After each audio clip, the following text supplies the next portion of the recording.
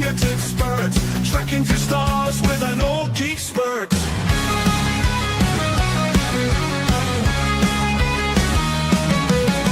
Up in the attic by the glowing screen, cultures clash like you've never seen. Post-apocalyptic visions clash, tales of terror in a lightning flash. Up in the attic by the glowing screen, cultures clash like you've never seen. Post-apocalyptic visions clash, tales of terror in a lightning flash. That old Yorkshire geek with stories to unfold. Keep your eyes wide open and your soul won't grow cold. In the realm of the strange and the fantastical, lost in the dark but it's a light so magical.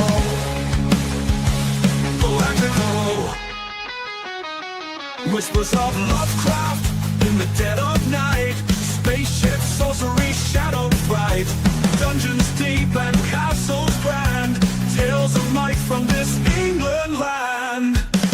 That old Yorkshire geek with stories to unfold. Keep your eyes wide open and your soul won't grow cold. In the realm of the strange and the fantastical, lost in the dark but it's a light so magical. Magical.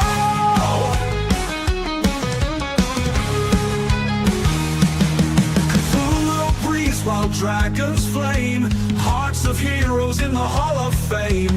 Flee or fight the monsters we dread, but the winds of wonder in his stories are spread.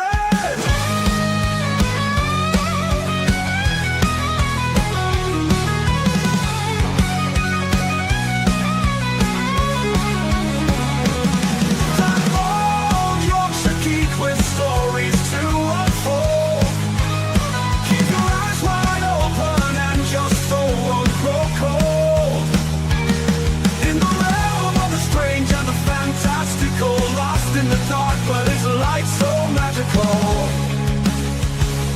Magical.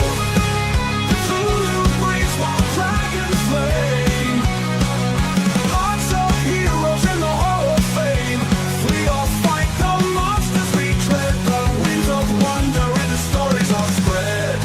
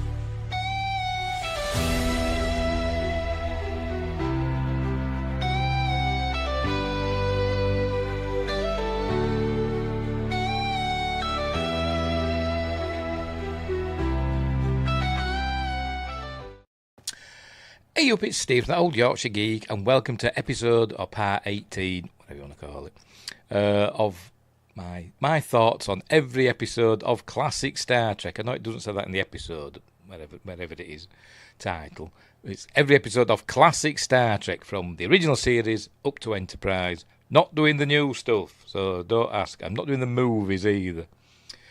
So we're up to Season 7 of Star Trek Deep Space Nine. So the final season of Deep Space Nine. So next time we're going to begin Star Trek Voyager. Yay!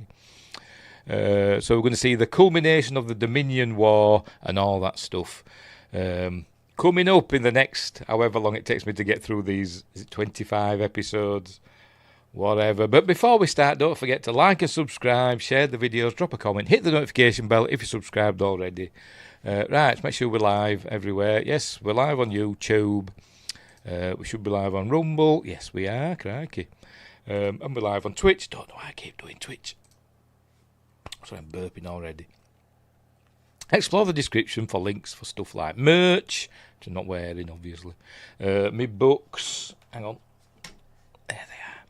Amazon Kindle and paperback. Give them a whirl. Look, they're real. and links for me other websites, mercuryrapids.co.uk, oldyyorkshiregeek.co.uk, my social medias, my other channels, my music channels, and my other channel that I've had actually a really long time, but it was just a channel that I just put the odd video on. It was, it was a channel about nothing really before I set this one up. They're all in there anyway. So right. Anything else? Oh, become a member. Become a member of the YouTube channel, and you get early access videos and exclusive videos, such as my review of Alien Earth Episode 3, which uploaded today for members. Members first. It'll go public tomorrow. Right, so let's get on with it, shall we?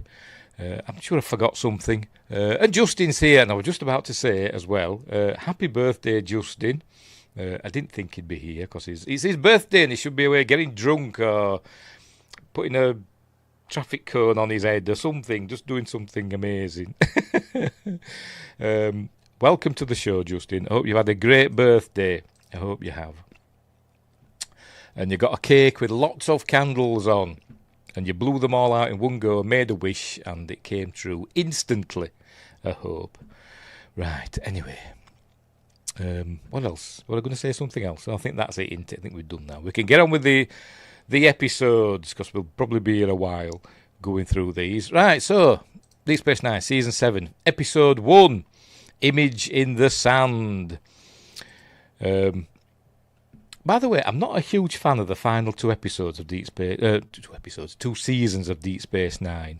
Even though we had the Dominion War in full swing, it tended to, I don't know, meander a bit, and because they couldn't afford massive space battles every episode, could they? So it did tend to go off on tangents, which were a bit annoying, and you had quite a few boring episodes. But Justin says, thanks, my friend, having a beer now, yay! 43 candles. 43 candles. I don't think they make a cake big enough to get all my candles on. Oh dear. Anyway, so episode 1 of season 7. Here we go. Image in the Sand. Remember season 6? I forgot what happened at the end of season 6. I've genuinely forgotten. I know Cisco left the station, didn't he, for some reason? Jadzia Dax died. Why did Cisco leave? I've forgotten.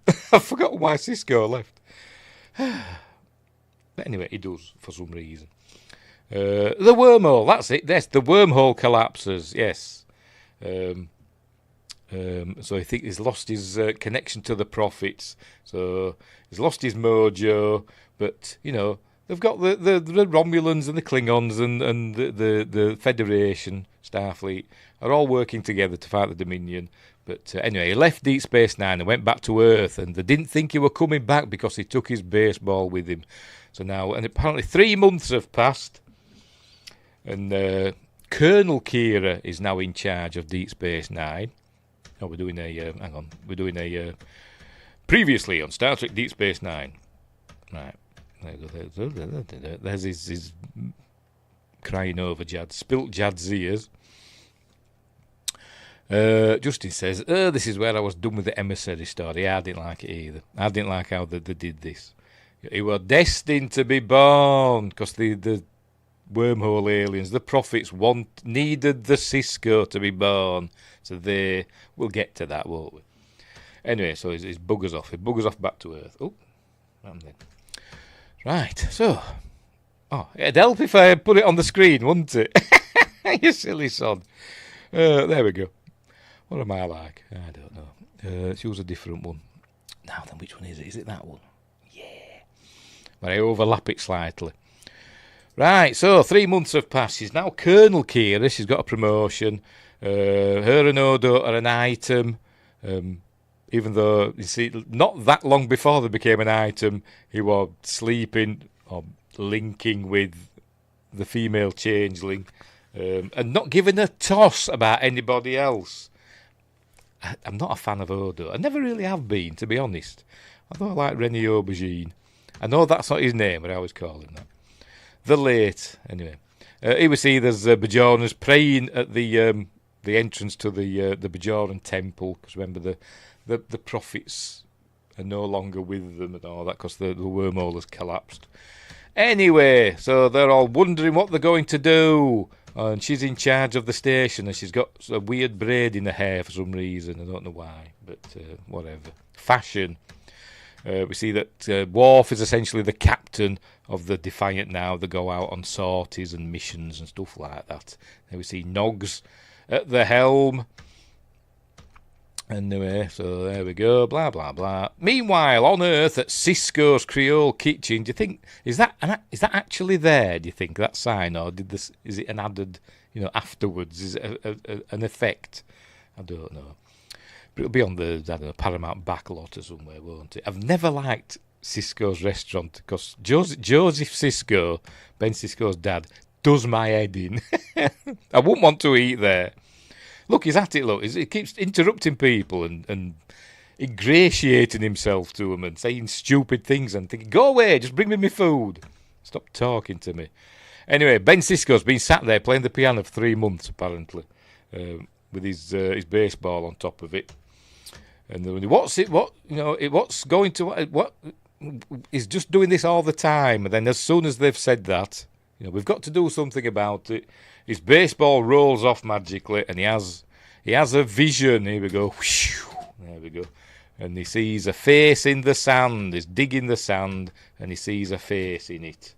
Here we go. He pulls that away. There we go. A face. The face of we learn, is his mother, Sarah Cisco. Anyway, meanwhile, back on Deep Space Nine, the Romulans have joined the war, and they've kind of got a presence on Deep Space Nine now, but they want to put a medical facility on one of Bajor's uninhabited moons. So they say, okay, fair enough. So, but that won't cause problems in the long run, will it? Yes, it will. Damar is now the legate of. It was last season, wasn't he? I think the legate of Cardassia, and he's hit the bottle hard. He's drinking Canar like there's no tomorrow. And it keeps getting pointed out to him. Anyway, so let's skim through all this. There we go. He's doing a photo fit of the face he saw in his vision. And he says, who's this? I don't know. I saw her in a vision. He says, I've seen her before. There's Jake. I really like Cyril Clofton, by the way. In the last 2 seasons, I think he's super matured, and I love the Jake Sisko character. Hated him to start with, because child actors, Wesley, etc. But the final 2 seasons, I think he's a great character. Because he's different, and he don't want to be in Starfleet and all that. He wants to follow his own path, which is cool. Right, anyway, he says, I've seen her before. And he pulls out this photo of another actor playing Joseph Sisko. Looks nothing like... I forgot the name of the actor. The fellow that plays Joseph Sisko. Oh. Super famous, and I've forgotten his name. But there she is. Obviously in their youth. Anyway, so he goes and asks his dad. He says, she's nobody. Go away. I'm not telling you. Stop talking. You're stressing me out. So I think, crikey. Hit a nerve much. Anyway, Worf's still upset about Jadzia, so he goes to Vix, which I think is pretty much on 24/7 now. I can't remember who's paying for it. I think Nog's paying for it, isn't it? For the Vix to be open 24/7. Oh no, that's not yet. I don't think. Is it? Is that this season or was it last season? Has Nog lost his leg yet? I can't remember. Anyway, so he wants him to sing the song. So he starts singing the song, and then Worf smashes the place up, and it is actually quite emotional. I must admit, it does set me off a bit because he's just despairing over the loss of his beloved Jadzia, and he can only express it through violence. Plus, he wants her to go to Sto-vo-kor, even though she's not a Klingon, but she's part of the House of Martok, and because she didn't die a honourable death. How does he know? I don't know, but wants to make sure she goes to Sto-vo-kor. Anyway, these are the Romulans that have arrived. Blah blah blah. So we spin it on a bit. We'll be here all bloody night at this rate, won't we? Anyway, it turns out that woman was his mother, and his real mother. He says, "What about Mama?" He says, "Oh, she want your real mother. Your real mother was Sarah Sisko, and she left me when you were a baby, And, the woman that you thought were your mother, pardon me, my second wife. And we decided not to tell you because she loved you like you were her own. I said, oh, bloody hell, Dad. Anyway, so I think he has another vision or something. He finds something that was Sarah's, and it's got old Bajoran writing on it, and he's got to find the orb of something, the orb of the emissary. That's it, isn't it? And it's on a planet that's called something or other. I can't remember what. Does it say? Because I can't remember. Boom, boom, boom, boom, boom, boom, boom, boom, boom, boom. The planet's name is kind of goofy.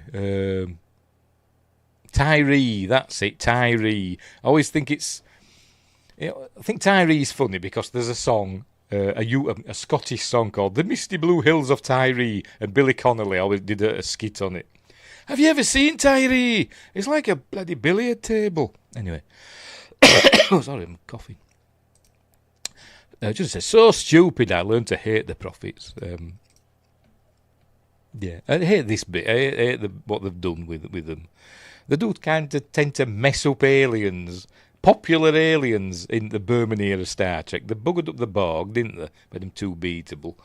They buggered up the Hirogen. They buggered up Species 8472. Make a mess of them all the time. Anyway. Right, so, Martok's going to talk to Worf about, getting Jadzia into Tovakar. So they're going to go on a really dangerous mission. So that's what's going to get her in, and do it in her name. That'll make sure she gets into Klingon heaven. So that's what they're going to do. Meanwhile, Cisco gets attacked by a Par Wraith follower and he gets stabbed, but he's fine. He's fine. Anyway, they've got to go to Tyree. Everybody on Deep Space Nine, well, all the blokes, when I say all of them, Quark, Bashir and O'Brien, decide they're going to go on the mission as well with Worf to make sure Jadzia gets into Tovakar. Anyway, for no reason. Meanwhile, this hospital on, is it Derna, one of Bajor's moons, the Romulans have put photon torpedoes on or something. They've got weapons on Derna. Said that's not allowed, so we're going to blockade it, and so there's going to be a standoff and all that stuff. So anyway, they're about to set off to Tyree. Look, they're going to go the misty blue hills of Tyree. Billy Connolly, you've got to look at it. It's probably on YouTube somewhere. I'm going to see if I can find it. I'm curious now. Billy Connolly, Misty Blue Hills of Tyree. You're probably spelling it wrong. Here we go. Oh, that's on TikTok. I don't watch it on TikTok. I'm watching on YouTube. Look at the singer. Hang on, here we go. Right. Oh, I'm doing the wrong things. What am I doing? Right, here he comes. Here he comes, old Billy. Don't know how long it goes on for. I won't play it all. Don't worry. I don't know where it's going to be on this. On the telly, and I look at Scottish singers, and I think, what are you doing? What are you doing? They're sort of singing shortbread tins. You know? It's the whole nation. They're singing about this garbage. Oh, the mountains over here and the hills over there. Sorry, I'm going to have to pause it, aren't I? Come on, Misty Blue Hills of Tyree, where are you?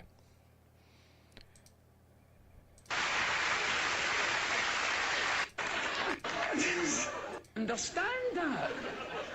Because the folk music is actually wonderful, the reals, but they avoid that like the plague in order to sing this stuff. And it's all written here in London. 5 years ago, he wrote a song called The Blue Misty Hills of Tyree. But if you've ever been in Tyree, it's like a bloody billiard table. Oh dear. Sorry, I thought I'd share that with you. Like a bloody billiard table. Anyway, right, so they're getting ready. Are we on? Yes. They're getting ready to go to Tyree, but then there's a knock at the door. Who could it be? It's none other than Esri Dax. She says, "Hello, Benjamin." He says, "Who are you?" "It's me, Dax." Dun, dun, dun, to be continued. So the lovely Nicole de Boer as Ensign Esri Dax. She doesn't stay an ensign very long, though, I've got to admit. But anyway, so that's the end of part 1. Well, it's not part 1, it's just whatever. Right, so the next episode comes up. Here we go. Previously on Star Trek Deep Space Nine. It's called, because I can't remember, because I'm an idiot. Hang on, where are we? Shadows and Symbols. Right, they're going to go to Tyree to see if they can dig up that woman's face. Obviously, they're not going to. They're looking for the orb of the emissary. Kira's going to set up a blockade of Derna to stop the Romulans getting weapons there. And Worf and the gang. It sounds like a name of a band, doesn't it? Worf and the gang, a disco band, head off on their mission to destroy a Dominion shipyard with a single Romulan Klingon bird of prey. So that's what's going to happen in this episode. But anyway, so... Right, so skipping all that, blah, blah, blah. Right, so she's telling them, right, here comes, there we go. Hello, I'm Dax. I'm going to come with you to Tyree. And I'm all confused because they sent the, when Jadzia Dax died, obviously they did what they did with her body, but the symbiote lived. Windgrace is here. Hello, Windgrace. Sorry, I'm sick as a dog and slept right into it. Crikey. We've all been poorly, haven't we? Something going round that's transatlantic. There must be. Anyway, I hope you're feeling better. Windgrace. We're just on episode 2 from season 7. I forgot the name of the title already. Shadows and Symbols. It is a very Babylon 5 title, isn't it? But anyway, is that deliberate? Don't know. I forgot what I was saying now. Oh, yes, they sent the symbiont back on a starship, back to Trill to find another host. But apparently, en route, because back in the day, it used to take a while to get from here to there, unless it were important to the plot for him to get somewhere really quickly. But it used to take a long time. So en route, the symbiont took a turn for the worst. And Esri, I forgot her last name. Esri, whatever her original name was the only Trill on board the starship. So they stuck it in her. And so she is now the host to the Dax symbiont. So she's now Esri Dax. And she's a bit confused, so she hasn't had the training to integrate the Dax symbiont's memories into her own, so she's all confused. So she looks like that a lot. But she is very, very pretty. But she's no Jadzia, if Quest is watching. Melvin at Quest RRC, I think it's RRC, isn't it? I think he holds a candle or holds a light or whatever the thing is for Nicole de Boer as Esri Dax. But, Jadzia for the win for me. Anyway, right, so they're going to set off. Anyway, so they're going on their mission. Worf doesn't understand why 2 humans and a Ferengi are there. But Martok gives him a talking to. They're heading for thingy. There we go to Tyree. Oh, the misty blue hills of Tyree. That's where, but it's not misty blue. It's a desert. I imagine it's somewhere near Vasquez Rocks. I imagine. So off they go. See, Worf's got his Klingon clobber on, ready to get Jadzia in Stover car. Stuff's happening on Cardassia. She looks familiar. Have we seen her before in Star Trek? She looks very familiar, but I can't think where from. I think she looks a little bit like... I forgot her name.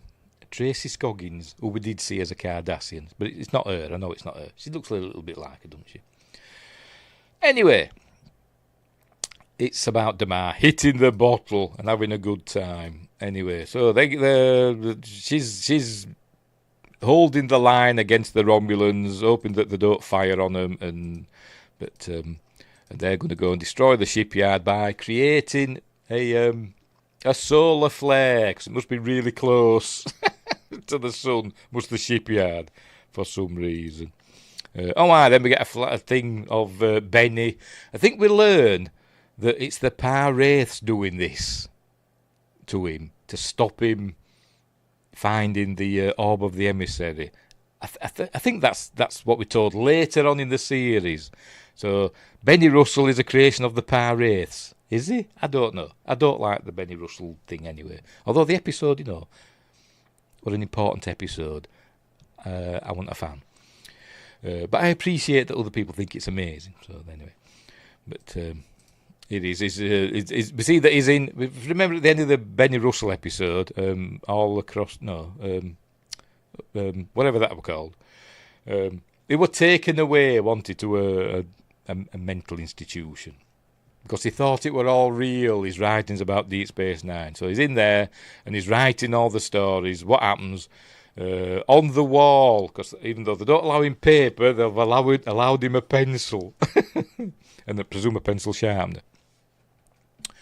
So he's writing it all, and he's up to, because he finds the Benjamin Sisko finds the orb of the emissary, the case that it's in, digs it up, and he's about to open it, but he can't open it because Benny hasn't written that bit yet, and we see Damar. Is it going to show him? Is it going to show? It's not going to. There he is.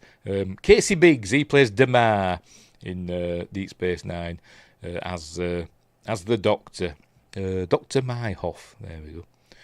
So it looks different, doesn't it, without his Cardassian stuff on? He'd make a good.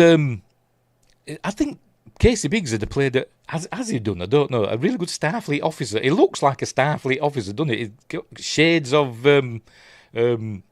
Trip in Enterprise about him. I think they should have signed him up for another Star Trek, I think, as a good guy. Justin says, the Benny stuff, again, yes, I wasn't a fan of it. The first episode was fine, but this, yes, I think they said the Par-Wraiths were behind it, weren't they? Well, we've seen Benny Russell books in Strange New Worlds, have we? Oh, I must have missed that bit. So is that show a Par-Wraith creation? All of Kurtzman Trek, even the good stuff, is a Par-Wraith creation.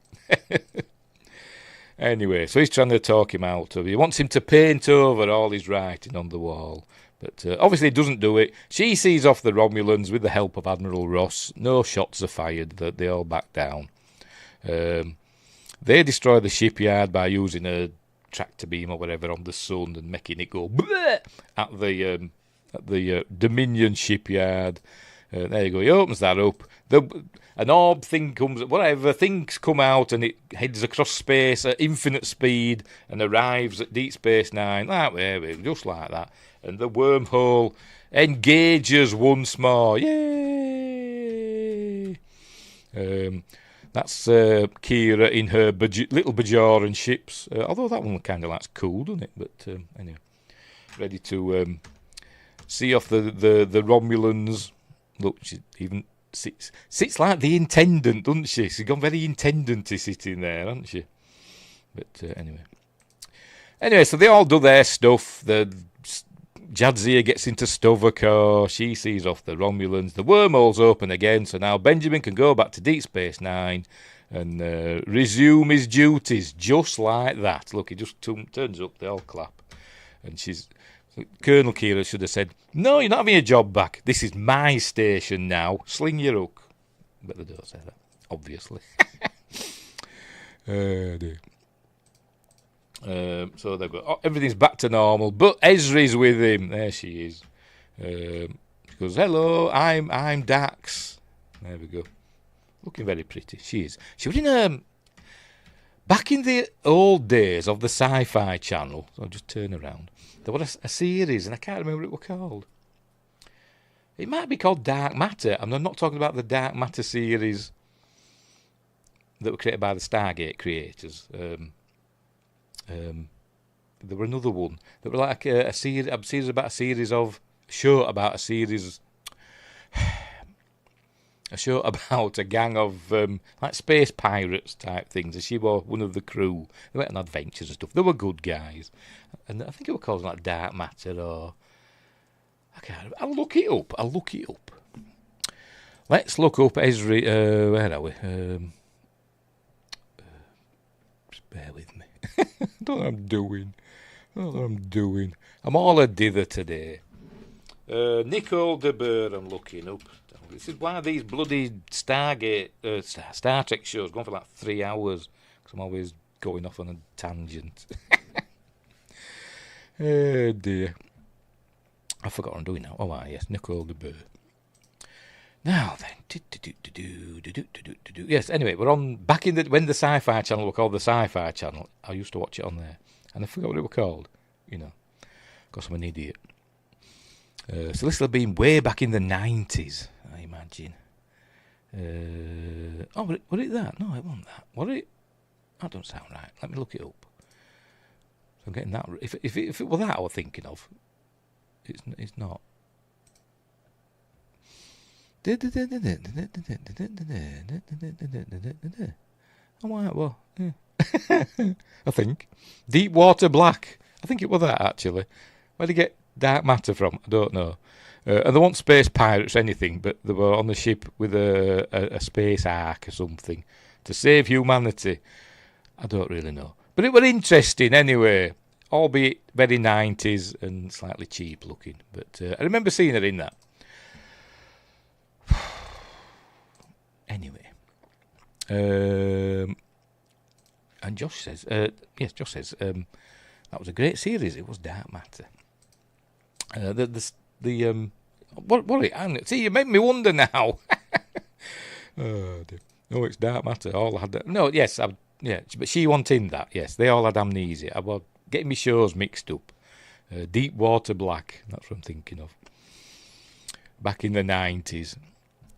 Anyway, right, so that's the end of episode 2. Moving on to the next episode. When it comes on, there it is. Which is After Image. It's another interesting episode. But the first 2 episodes were okay, didn't mind them. Anyway. This one's interesting, but we've got a couple of episodes coming up that I really, really don't like. And North Americans among you, which is all of you, or particularly Americans, will be angry with me. But anyway, that's by the by. Pardon me. Next up is After Image. And this one's about Esri coming to terms with being, the new Dax. So there she is. She's been talking to Morn for ages about stuff, and she says, "You've no idea who I am, are you?" And people said they loved it. That Morn is supposed to be really talkative, but we never hear him speak. Kind of wore thin on me a bit after a while. They should have had him speaking, shouldn't they? At least once. Maybe in the last episode, having come on and say something, but they never did they? They give him, what is it, Mark Allen Shepherd? Is that who played Morn? Something like that. At least give him some bloody lines, crying out loud. Maybe he's not in SAG. Anyway, he's talking to him for ages, and they say, "No idea who I am, have you?" And he just goes like, because that's all Morn does. But whatever. Anyway, so she's coming to terms with it, but there's something up with Garak as well. His claustrophobia's flaring up or something, but he's having problems, so she's got to try and work him through it because she's a counsellor. She's not sure what she wants to do yet, by the way, in Starfleet. She's thinking maybe she should quit Starfleet. They always do that, the old, "I'm going to quit Starfleet" thing.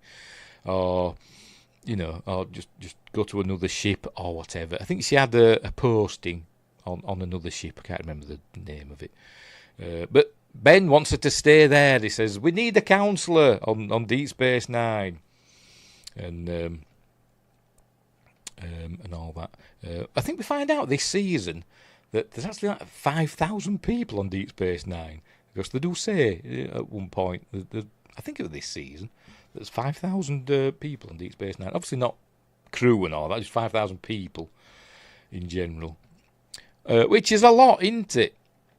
anyway, so he says we need a counsellor. Anyway, so he says, she's got to. So her first task is to go and sort out Garak, which doesn't go well because it's Garak, and he basically responds to her badly and makes her confidence shatter.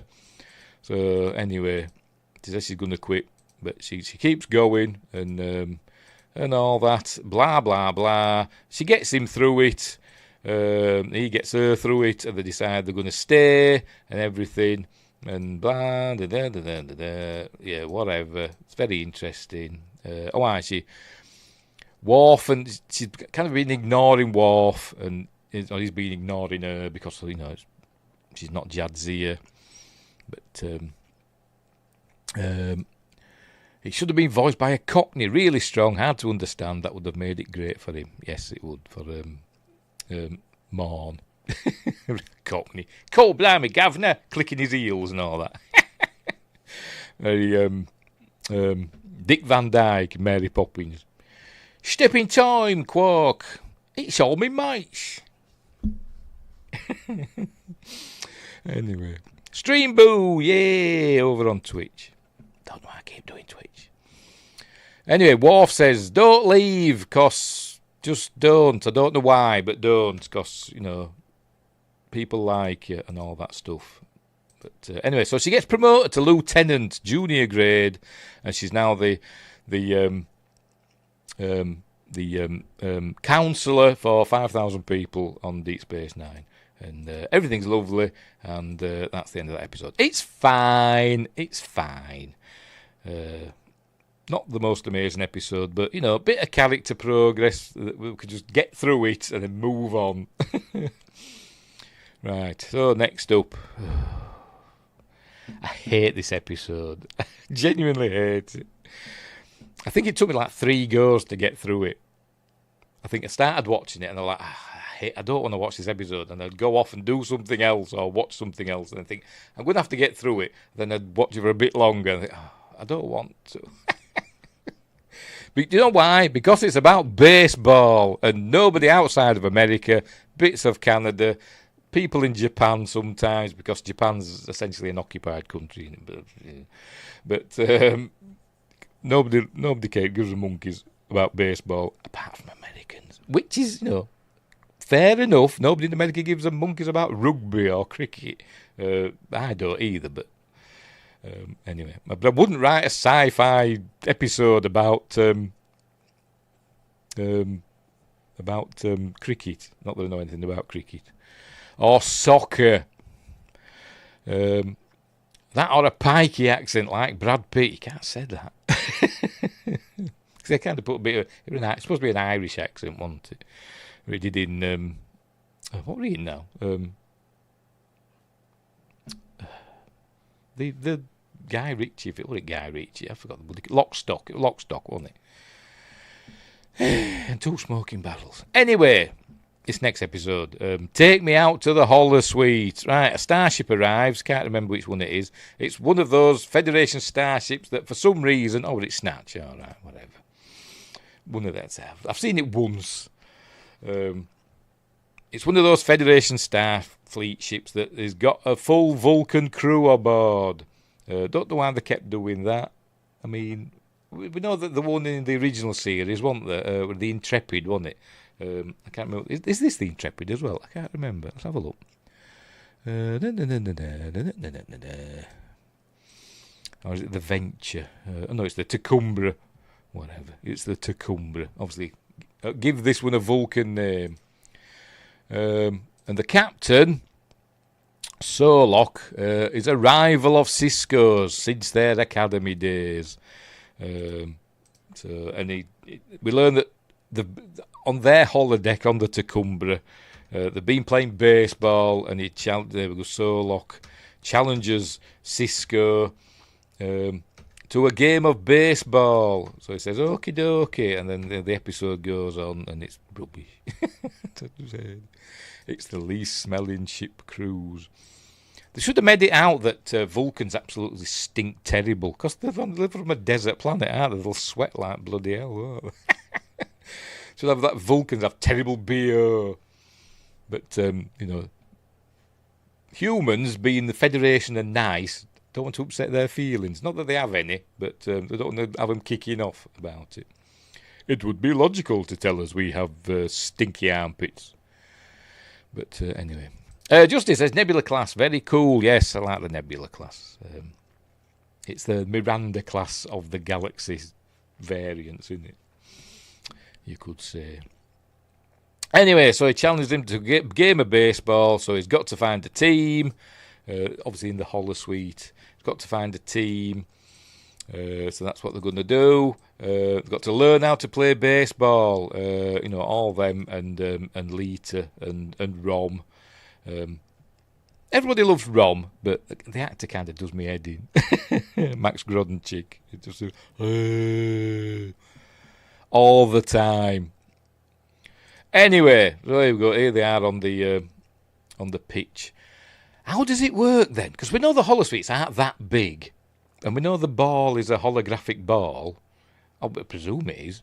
But we also know that the holodecks can create physical matter, because you can take things that create that physical matter off the holodeck or off the holosuite, like a sheet of paper or a baseball, because it's replicated matter. It's force fields and replicated matter.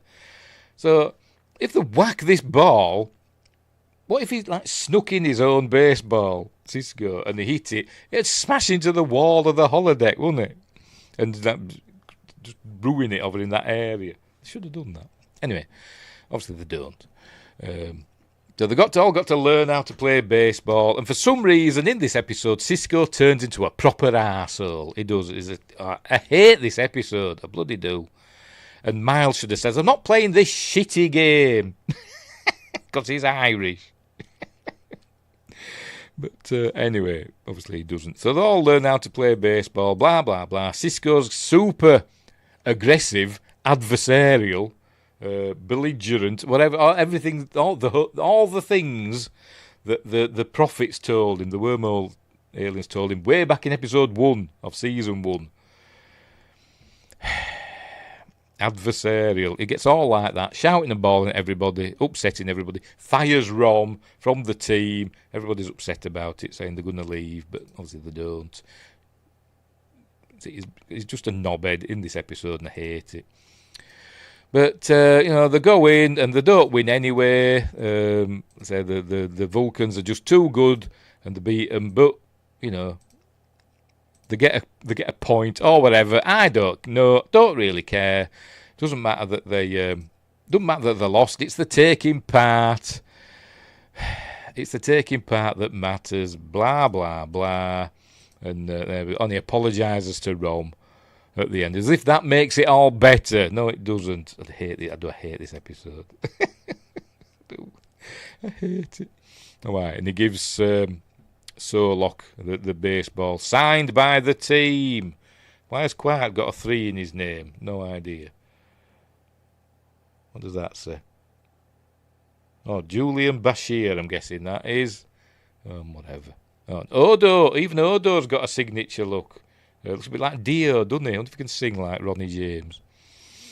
Justin says, baseball, love the game. This was a fun episode. No, one was rubbish. I genuinely hate this episode. Because it's baseball and I don't care. It'd have been the same if it had been like a football episode, soccer, a British game, or cricket, or whatever, some British game, tiddlywinks, leapfrog. Just give up.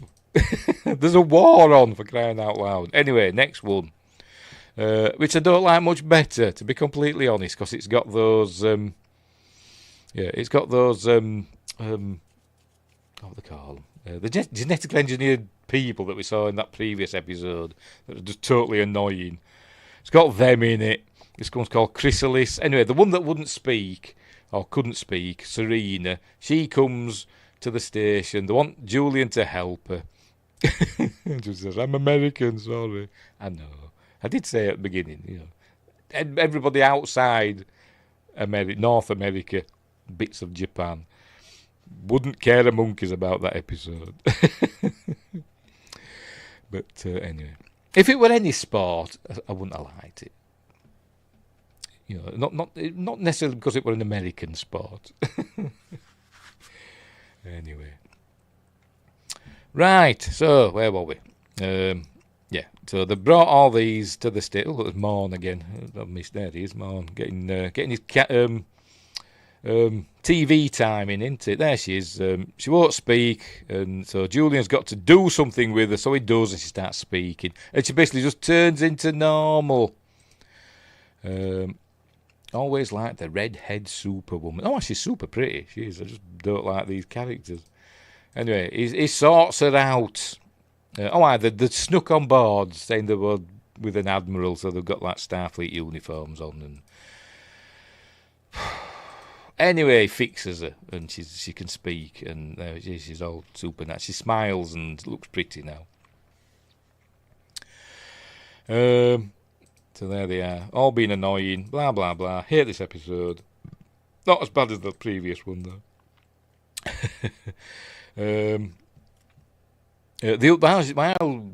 Julian falls in love with her. I'm not surprised because she's super pretty. Now that she's not just staring into space, but he falls in love with her, and he wants her to stay there with him, but she won't. I thought she was going to die, to be completely honest. I thought it was going to be another one where, because she starts feeling emotions again, love kills her, but no, she just buggers off at the end. So she doesn't have to stay with the others anymore. So she goes off to like another science posting. So anyway, so there we go. And she was just pretending to be, back in a catatonic state again. Anyway, so he lost the girl, but don't worry, he finds another one pretty soon. So there we go. Blah, blah, whatever. Yawn. Yawn. Anywho, Josh says, I like playing sports. Watching is a waste of my time. I wish more people would feel the same way. Well, I'm not very sporty. Although I did watch the match live last... When was it? Monday. Well, Monday. Leeds United against Everton, and Leeds won 1-0. Yay! So there we go. But if that had been on Star Trek, I'd have been kicking off.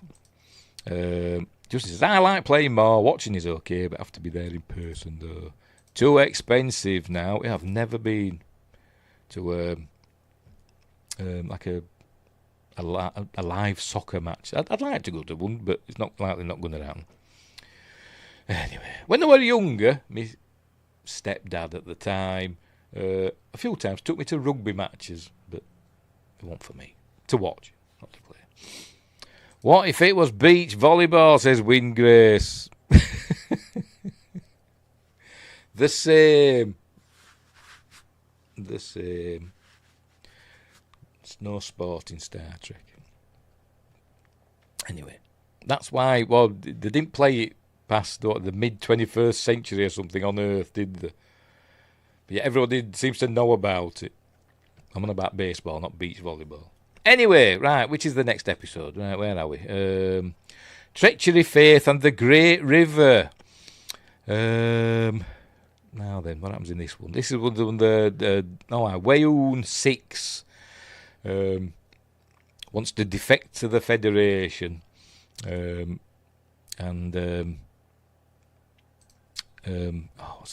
Cisco tells O'Brien he's got to get the Defiant fixed, ready to go out on a mission in such and such time, and he says, I can't because I ain't got the parts for it. So Nog uses all his Ferengi wiles to get the parts necessary to fix the Defiant, and this is the one where the captain's table disappears. Anyway, Josh says, OK, Wingrace, if it's women's beach volleyball, I can watch that. Wife may hit me, but that's a fair point. Oh dear. Anyway, yes. What's happened here? Go back again. What are you doing? What are you playing at? Oh, whatever. Worf? Odo is massaging Kira. There you go. With his, it'd be like getting massaged with, I don't know, a Stretch Armstrong or something, wouldn't it? But there he's massaging her. Yeah, whatever. But yeah, so this is the one where Wayoon gets in touch with because he lures him I can't remember why. He lures Odo to... because he says... He gets a message, that's it, from Cardassia. There's Odo saying that his contact on Cardassia that he had previously, Gull, something or other, wanted to be in touch with him. So I thought he'd been killed, but apparently not. So he goes to go to this place. But it turns out it's not that Gull, whatever his name is. It's Wayoon, played by the great... what's the matter with me? Tell you bloody names. Why can I not remember it? Jeffrey Combs. Christ almighty, Steve. The great Jeffrey Combs. They should do a Star Trek, at least one episode where every character is played by Jeffrey Combs, shouldn't they? Anyway, they should do. Anyway, it's Wayoon. It says that Gull is actually dead, but the only way to get Odo there says, I want to defect. So I don't say that, but it says, I want to leave the Dominion and go with Odo. So that's what he's doing. So that's that storyline. But meanwhile, I say Nog's going to go off and get the parts for the Defiant. So he's got to do lots of, bartering, I get this, and which means I can swap that for this off somebody, and then they'll give me something that I can swap off somebody else, and then such and such a person wants the captain's desk, and then he can tell us where we can get the thing for the Defiant. It's that sort of thing. That's basically the upshot of that. So that's anyway. This is Wayoon 7. Because we've got 2 Wayoons now for an episode. We've got Wayoon 6 who's defecting, and Wayoon 7 who's his replacement. So they've got to find a way to stop him, to stop Wayoon 6 from defecting, because all the information he'll have. So they send the Jem'Hadar after him. Firing phasers at warp. I didn't think you could. We see it a few times in Star Trek where you see him firing phasers at warp. I always thought that was impossible, because I don't know why, but I'm sure I read somewhere it's because of the way phasers work and disruptors that you can't fire them while you're at warp. I also heard it was different with Enterprise's phase cannons because they were different.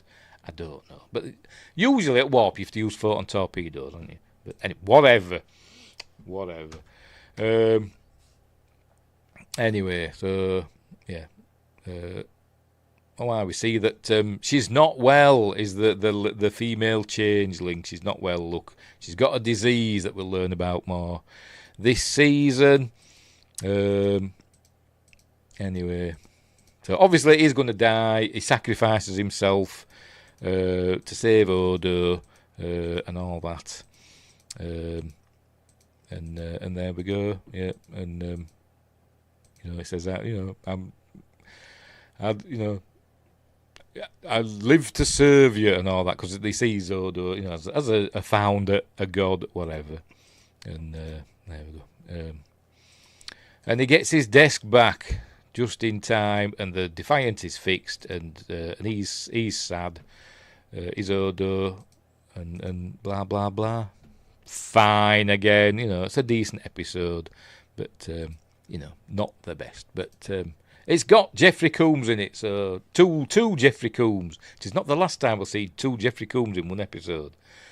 But at least in the other episode, they're playing different characters. Anywho, right, which is this one? Next one is Once More Unto the Breach. This is Core, isn't it? Played by John Colicos. He wants one last... he comes back. Remember we'd seen him previously. He's a friend of Dax, Curzon Dax and Jadzia Dax. We'd seen him go after the Sword of Kalis and all that stuff. And the Koloth and Kang were killed on that other mission, weren't they? So there's just Kor left. And he's come back and he wants to go on one last, death-defying mission, before he so he could go to Stovercourt and all that stuff. Just says you can fire at warp. Original series did, a lot of them did.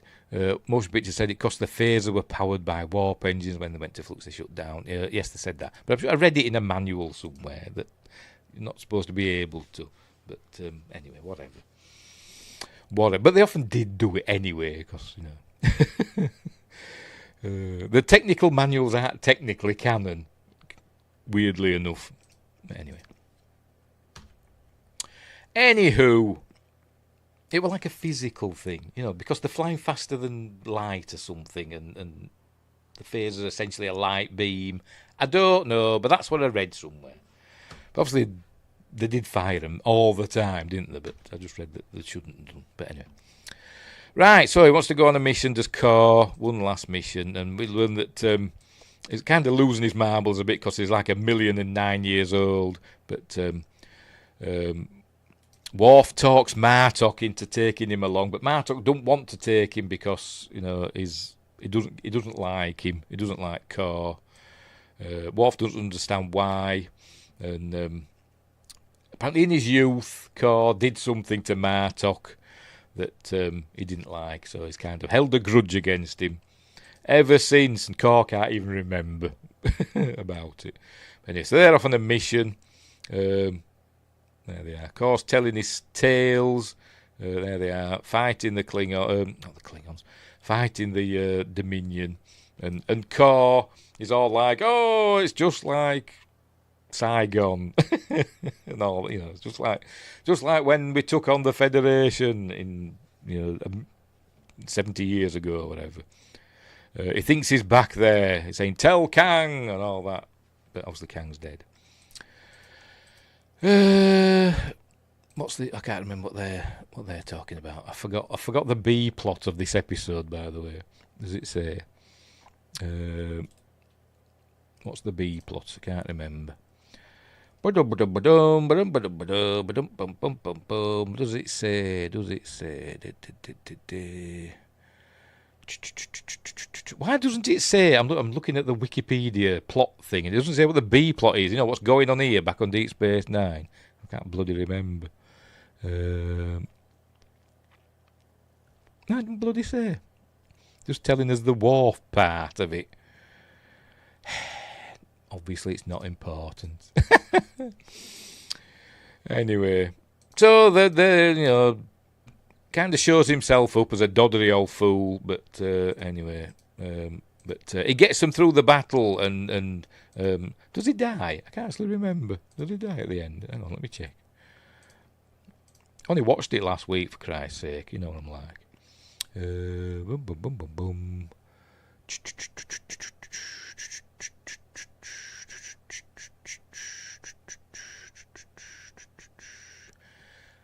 You know what? I don't know. Do they presume he's killed and we don't actually see it? I think that's what happens, isn't it? Yes. He flies off and it's assumed he died. He goes in cause a distraction or whatever, doesn't he, or something along those lines.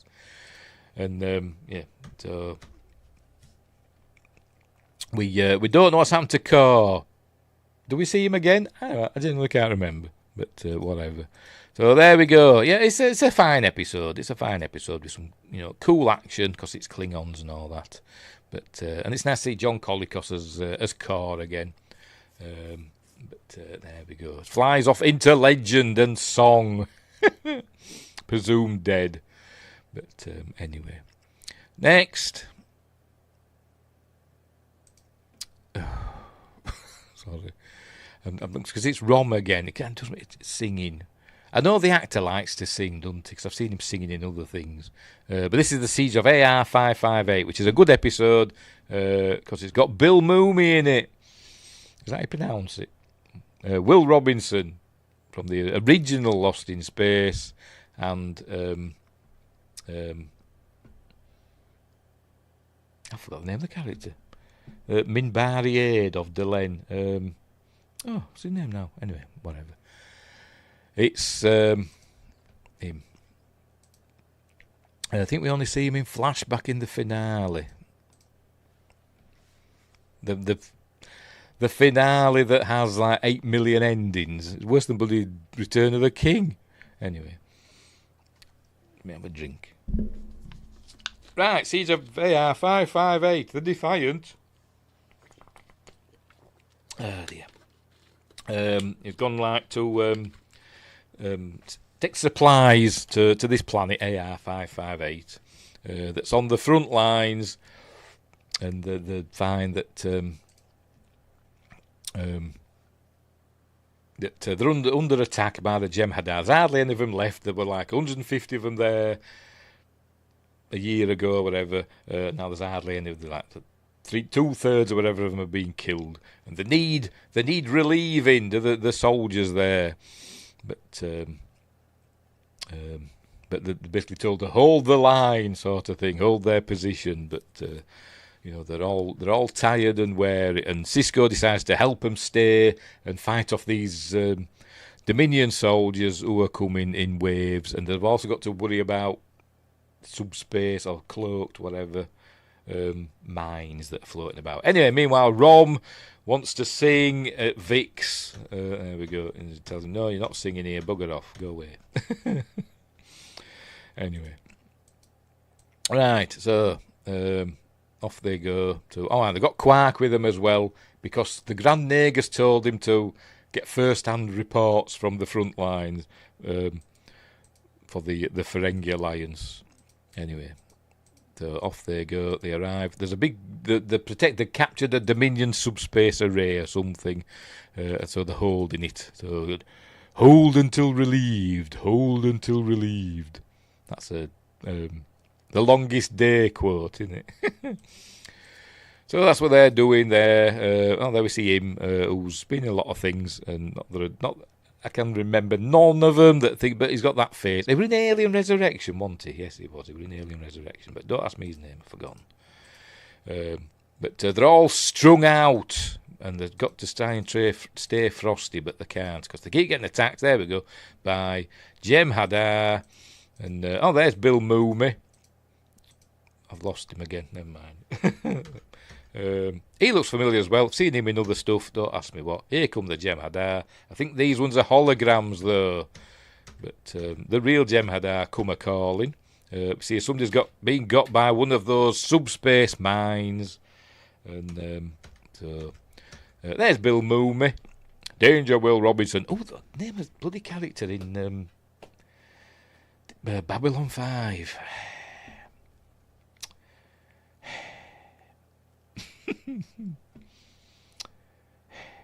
I'm going to have to look it up because it'll bother me. If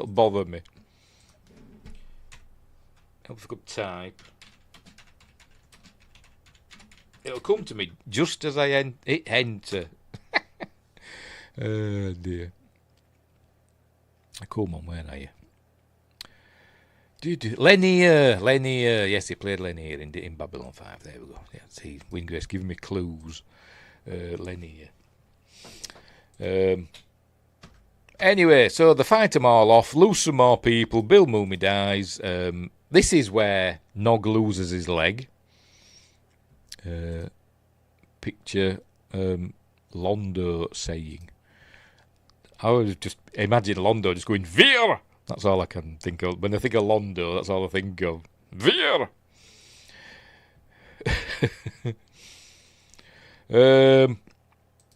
Yes, and this is where Nog loses his leg. Oh, we've seen it there. Look at he loses his leg in this episode.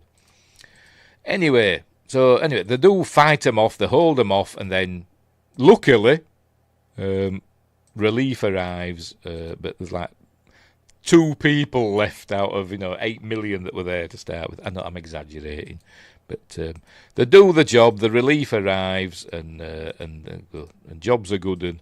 But most of them are dead, including Bill Mooney. Anyway, so he's saying, war is hell and all that stuff, and we've seen it on the front lines. It is a good episode because it's showing that it's not all the nice, clean space battles. Sometimes it's down and dirty on the ground. I know we've seen a fight in Klingons and stuff, hand to hand and all that. But this is proper, in the trenches, warfare, mucky, and people are dying left, right, and centre, often needlessly. So there we go. So that's a good episode. And that's it. And now Nog, who the most person you wouldn't expect to become a Starfleet hero, Nog, started off the series as a thief, a petty thief for his uncle. Becomes, loses his leg and becomes a legend by the end, and he's one of the best characters in Deep Space Nine. But anyway, This was a great episode. Humans were just as vicious as Klingons, and Jem had out. They can be, yes. Well, it's like, but because is it this one? There were an episode, wasn't there, where Quark says, humans are used to their comforts in this age, in the 24th century, but take that away, they can be just as vicious as any Klingon, which they can be. But anyway, moving on to the next episode, which is that one. Siege of Covenant. Yes, this one. Yes, this is not a great episode, but it's okay. It's interesting because Gulder Cat returns in the next one. This is Covenant.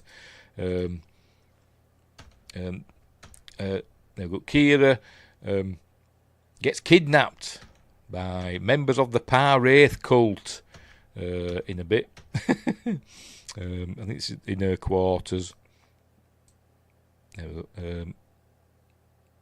Why? Because there's a Vedek there that she knows from back in the day.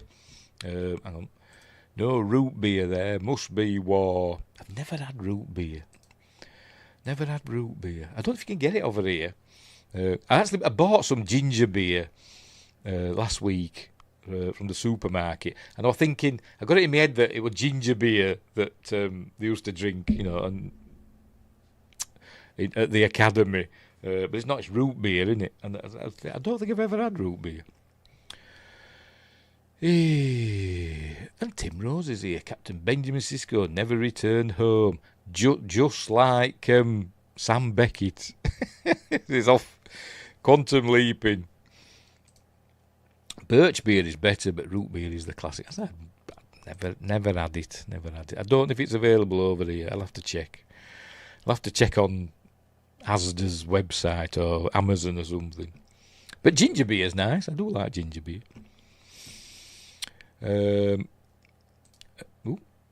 Justin says, root beer to most in Europe reminds me of medicine. I like root beer. Root beer is good, says Josh, but needs to be a quality kind.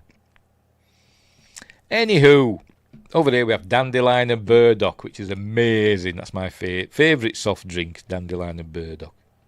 Pop for grown-ups. Anyway, where were we? This Vedek arrives on the station that Kira knew from back in the occupation days. But it turns out he's a Par-Wraith cult member. Here we go. And he beams her out. They're using a Dominion transporter thingy-mabob. Because Dominion transporters apparently can transport you up to 4 light years. So almost like the transporters we see in JJ Trek, innit? But anyway. So the beamer onto Terok Nor, which is the other Deep Space Nine, but on its side, just to show that it's different. It don't really matter, they're in space, so whatever. We must be seeing it from the galactic plane. There's no up or down in space, so it doesn't really matter. Just to show us that it's different. Should have painted it a different colour or something. But then that would cost money, wouldn't it? Still talking about pop. True, has to be good. Sarsaparilla is the best. Yes, sarsaparilla. Only thing I know about sarsaparilla is it was one of the code names in that cartoon, that Daffy Duck and Bugs Bunny cartoon with the genie in it, and he can't remember the open sesame thing. He goes, open sarsaparilla, open saddle soap, open septuagenarian. Anyway, where were we? Yes, we're on Terok Nor. And we learn that that's where the Par-Wraith worshippers, the Par-Wraith cult, are holed up on Terok Nor. You'd have thought Kardashian had claimed that, wouldn't you? There'd be a lot of valuable things in there. Since it is essentially a working space station, they're all living there quite happily.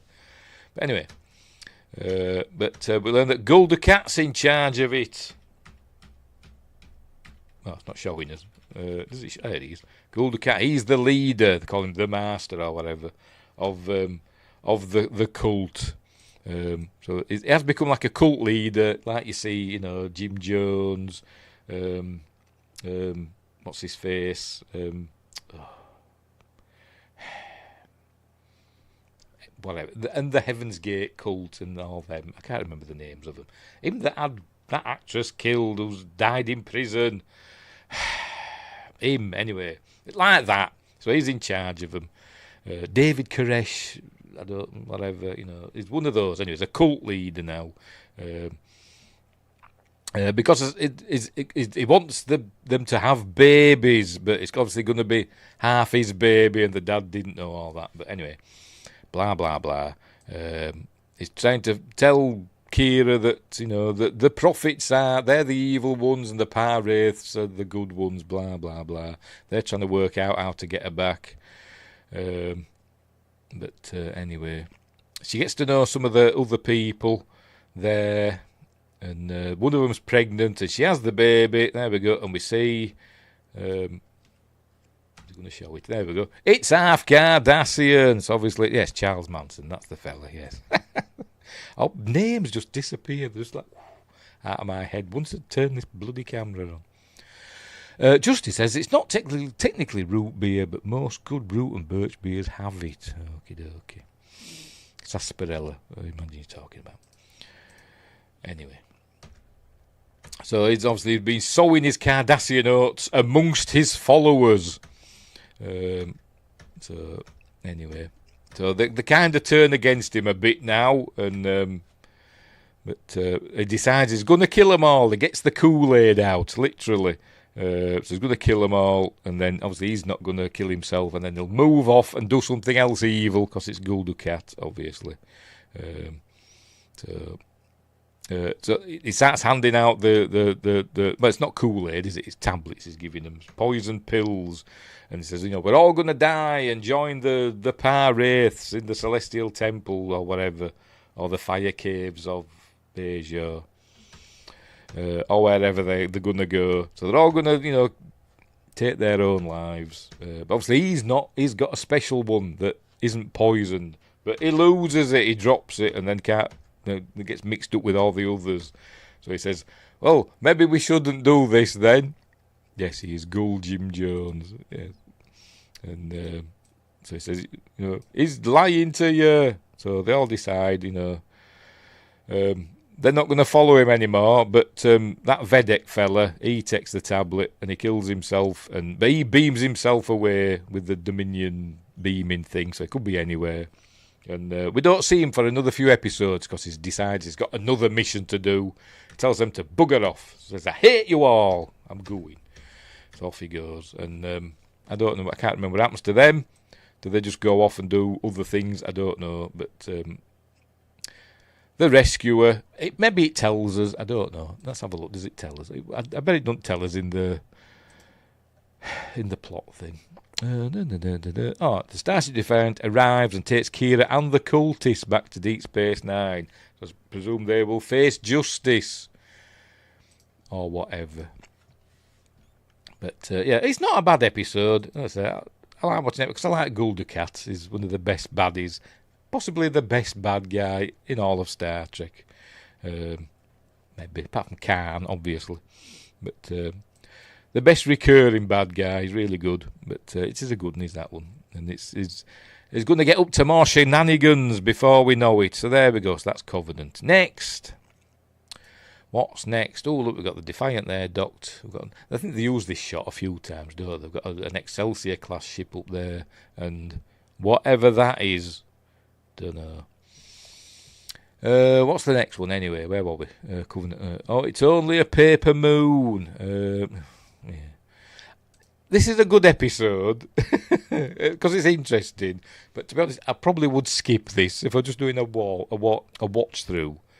Because it's a nog episode, and he's coming to terms with losing his leg, and he's not really coming to terms with it very well. He's got a new leg, a prosthetic leg, and he says it hurts all the time, and he's got to use a stick, but he's not coming to terms with it very well.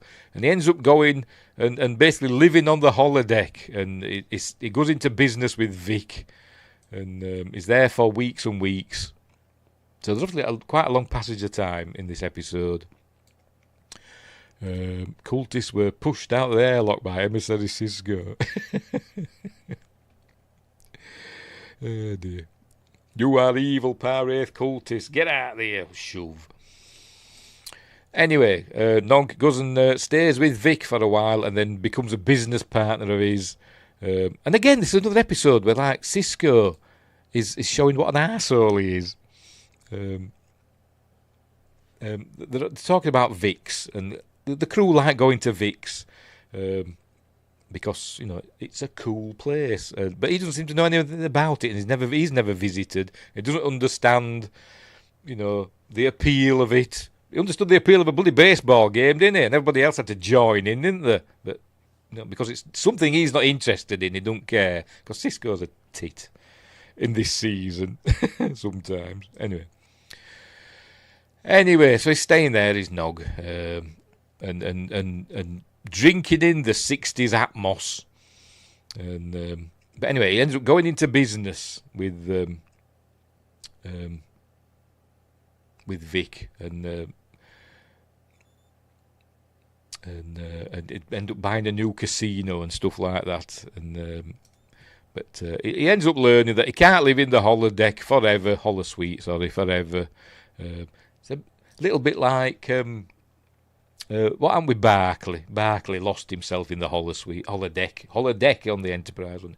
Lost himself in the holodecks programs and stuff. And that's what Nog's done here. He doesn't want to face reality, essentially. So Vic forces himself out. He shuts down the program himself, does Vic. Says, you can't stay here anymore. You've got to go out and live your life. Says, I don't want to, I'm scared. And I was like blubbing because I'm a big softy. And but he does come to terms with it. And this is where we learn that to thank Vic, he arranges with Quark that Vic's is going to stay open 24/7 and anybody can call in whenever. So it's going to stay open all the time. It's going to be just like the Doctor on Voyager, open all the time. So I hope he doesn't overload his matrix and they'll have to get another copy of him, whatever, like they did with the Doctor in Voyager. Which we'll get to, won't we? Anyway. So yeah, so there we go. Cool. Very good. I'd skip it, but we're seeing how, you know, it's about Nog coming to terms with you know, a major injury, but it's the 24th century. He got a new leg and it was perfectly fine. But he says it still hurt a little bit and it aches. But you know, at least he can run about on it. He's not like a 21st century amputee. His leg is essentially. Why can't they grow him another leg? They can grow eyeballs on Strange New Worlds. Why can't they grow him another leg? Anyway, so there we go. So that's the end of that one. An okay episode, but I'd probably skip it, to be honest, because I'm a misery guts. Next up, what are we up to next? Prodigal Daughter. That's a bit of a boring episode, I thought this was. Pardon me. Ezra goes back home. Well, not back home. Well, yeah, back to her home, but she don't go back to Trill, I don't think, does she? Is it this one? Yes, New Sydney. Yes, it's the place that O'Brien went before when he tried to. I think it's where he went before, where he wanted to infiltrate the Orion Syndicate, but I think it's that place, and that had Alan Carter from Space 1999 on. Nick Tate had him on, who worked for the Orion Syndicate. He kind of became friends with O'Brien. Bixby were called, and he was sent to his death, and he couldn't not go. But we learned that he did have a family, and how O'Brien's got to go to New Sydney because the wife of Bilby has disappeared. So he's going to go look for her. But on New Sydney, Ezra's family, Ezra Tegan, the Tegans, are a rich family that own a mining operation. So they're going to help out, apparently, because they may be connected somehow. But anyway, So that's what they're going to do. They're off they go. They're going to see a mother and brothers and sisters and stuff, blah, blah, blah. But we learn there's something shady going on. One of her brothers, or her brother, is an artist, and there's something amiss with him. He seems out of sorts. But a mother's a pushy person. She's always, she's in charge, etc.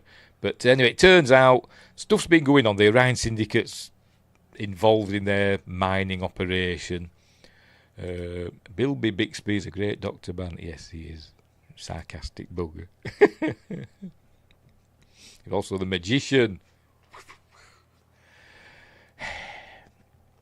Yeah, the Orion Syndicate's involved with the mining operation, and it turns out her brother killed somebody, and because it was something he felt he had to do, and he felt no remorse, and now so he's got to answer for his crimes and all that stuff. I think he killed what's her face, Bilby's wife, and all that. So she's now sad that she's her brother's a murderer and all that. Not the best episode. Don't care. Don't really. It was quite boring, to be honest. Oh, in memory of Jerome Bixby. Bit of a coincidence, that, isn't it? Not kind of spooky. Maybe that's where I got Bixby from. Anyway. Next episode. I've just done that one. Is that the beginning of this episode? What episode are we on? Does it tell us? Hang on, stop it. What episode are we on? I haven't gone on to the wrong one, have I? Let's go back again. Back to the previous one. No, that's that one at the beginning. I thought it was at the end. Right, next episode, The Emperor's New Cloak. Right, which is this one? Oh, yes, another one I probably skipped, to be honest. And Adam Gamer's here. Good evening. Hello, Adam. Go and subscribe to Adam Gamer's channel, where he does gaming streams regularly. Right, so the Grand Nagus has crossed over to the Mirror Universe, although they don't call it that. They call it the Alternate Universe or something in this. But because he's gone over to find, financial opportunities, because he's a Ferengi after all. And Quark's got to go and rescue him. There he is. Ezri from the Mirror Universe is there. I'm guessing she's Ezri Teagan, not Ezri Dax in this. I don't know. Do they call her Dax? I don't know. I can't remember. But anyway. So they go over to the Mirror Universe. And I can't remember what happens. But, cool stuff's happening. Blah, blah, blah. Are they trying to do a cloaking? I can't remember what they're doing. Is it this one? They're doing a cloaking device on a ship. But anyway, they find the Grand Nagus. There he is with the Intendant. I think it's this one with the cloaking device. I can't bloody remember. Tell you. Let's have a look. Let's have a read of the plot summary. Yes, of course. Yes, Quark steals the cloaking device from General Martok's ship. That's it, I remember now. I just needed a nudge.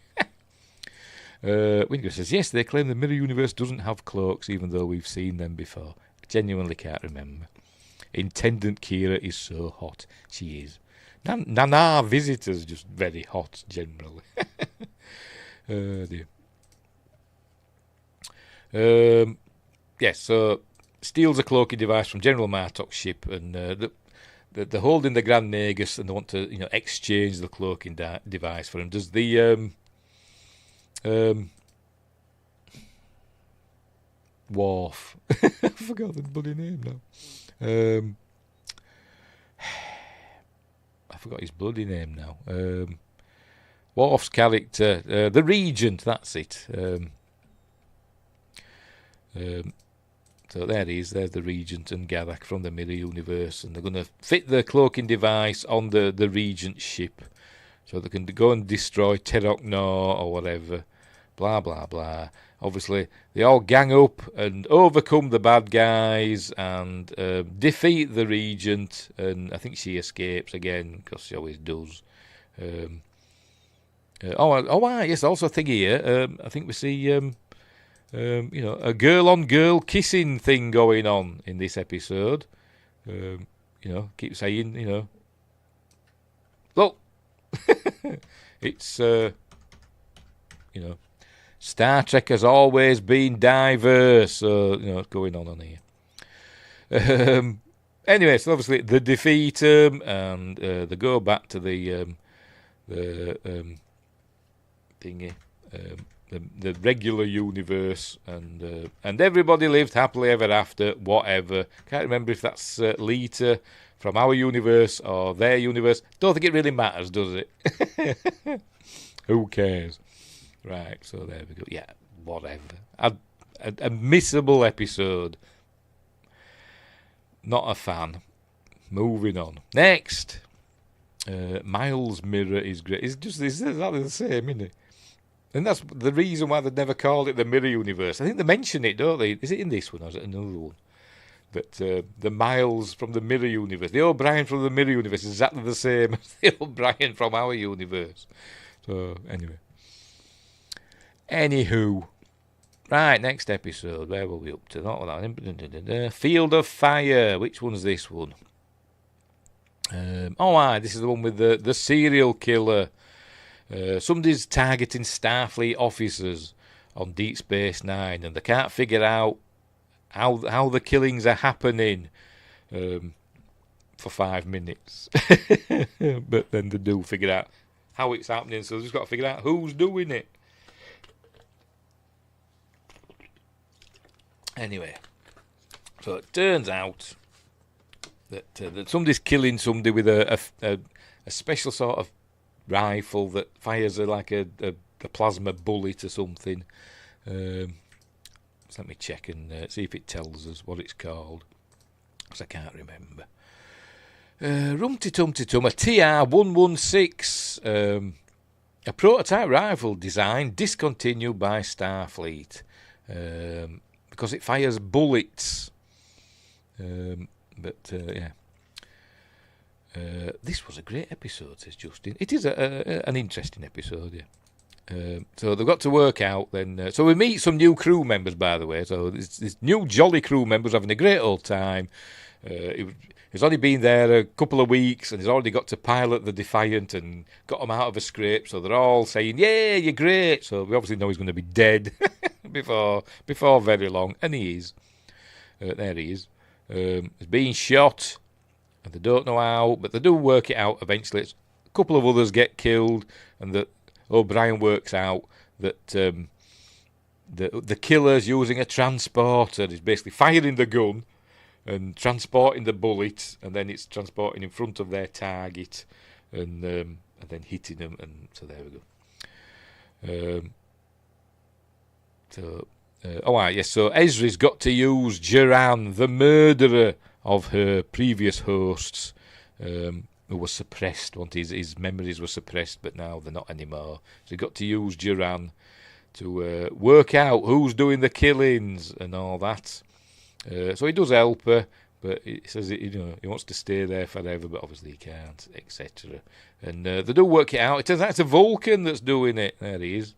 Hang on, wait a minute. Oh, easy. The Vulcan with a Stargate name, Chulak. Oh dear. It shows a close-up of it. Why can't we see a close-up of that information? It just showed it, didn't it? There we are. Science officer, Vulcan born 2278. Was that Eslara? I don't know. Since 2365, the vessel was destroyed. Hang on, have I missed a bit? Are we going to get a bit more? Oh, there we go. Chulak served aboard the Federation starship Grissom. I'm guessing not the Oberth. Well, it can't be because that was destroyed, wasn't it? The Grissom from the Oberth class. Anyway, since 2365, it looks like it says 25, whatever. The vessel was destroyed in a battle with the Jem'Hadar at Rictor Prime. Chulak, not the planet from Stargate, and 5 other crewmen were the only survivors. Commissioned to Starfleet as an ensign in 2355, his first assignment was under Captain Jason Stone aboard. Wasn't that a Babylon 5 character? Were them psychic fellas? Or Jason Ironheart, wasn't it? Aboard the geoterraforming vessel USS Strata.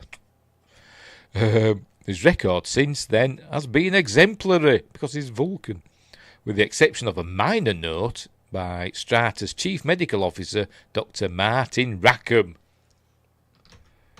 I want to see what else it says. I'm just curious, by the way. Is that it? Is that all we got? Indicating some possible psychological instability. He's a Vulcan.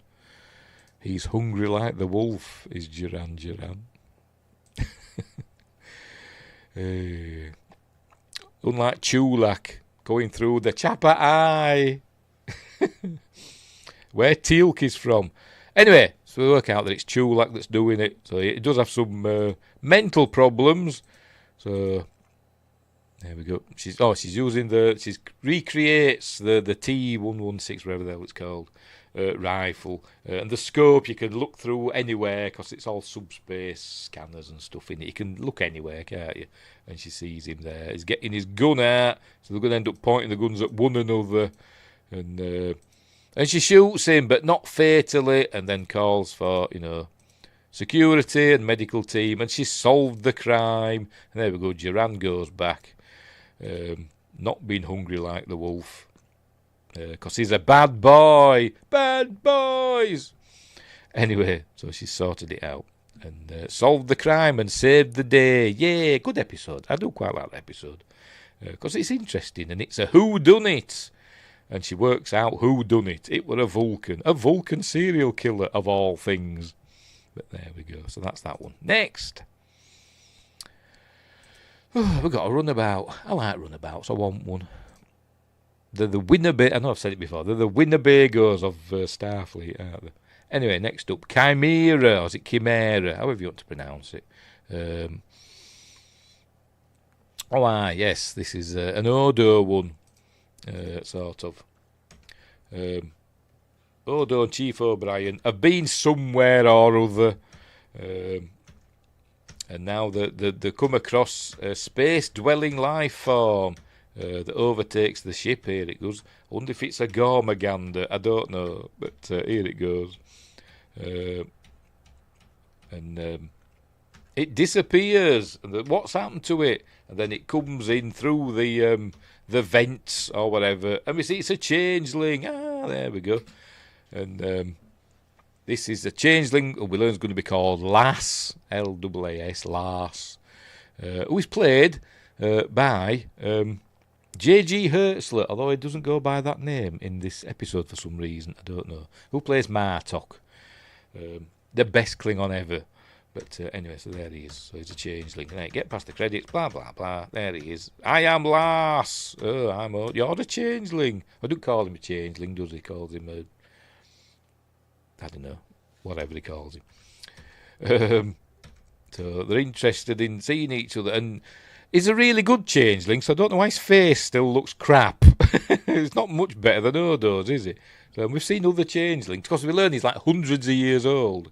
And we see that other changelings, can copy other species perfectly. So I don't know why he still looks poo. But Anyway, so Odo takes him under his wing, but Lass doesn't like solids, and he wants Odo to go with him or whatever, and because he's never seen another changeling before.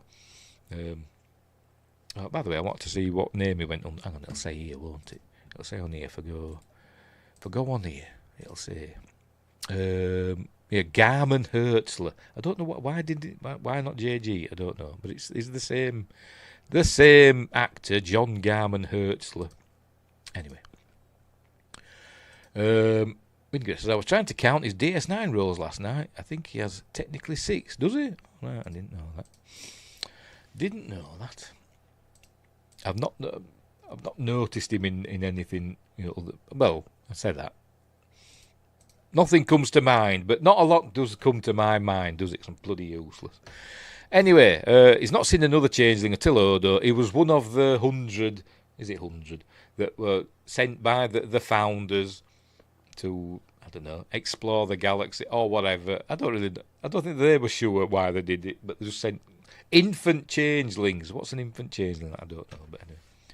One of those, and he'd never come across another changeling, and he's been knocking about for a few 100 years. He's had wives and stuff. So I suppose it's supposed to be a bit like the Sean Connery character in Highlander. Anyway, but Odo introduces him to Lincoln.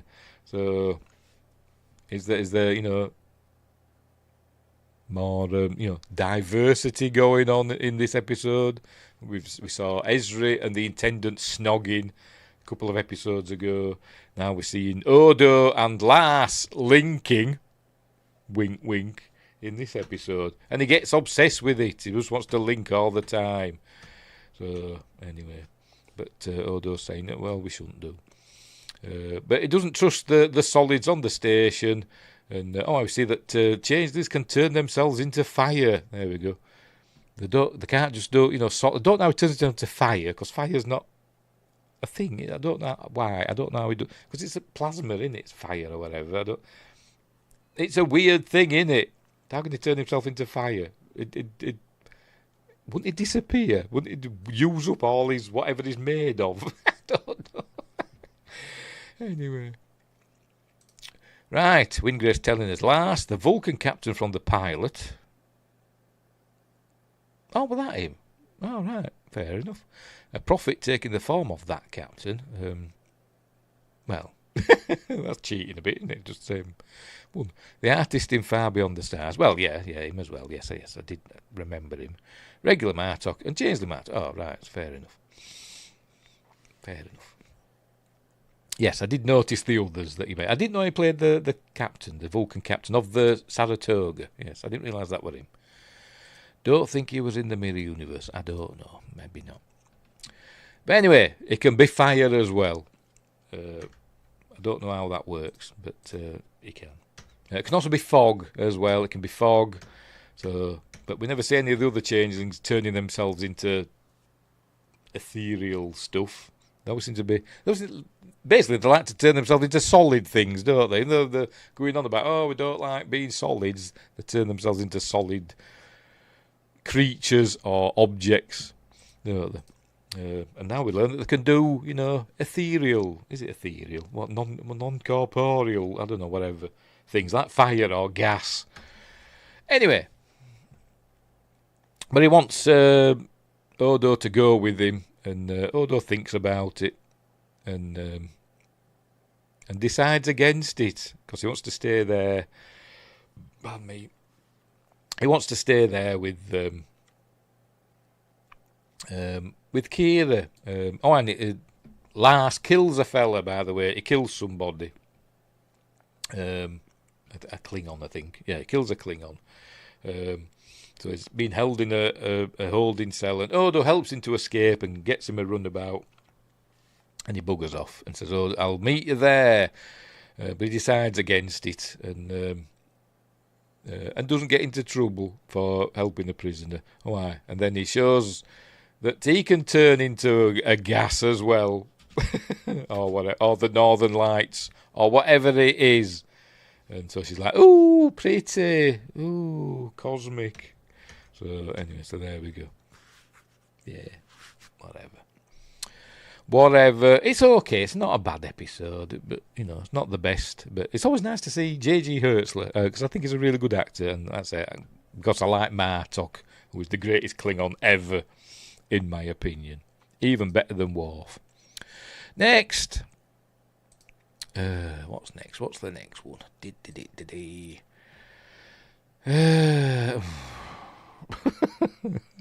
It's a Vic Holosuite episode. Bada bing, bada bang.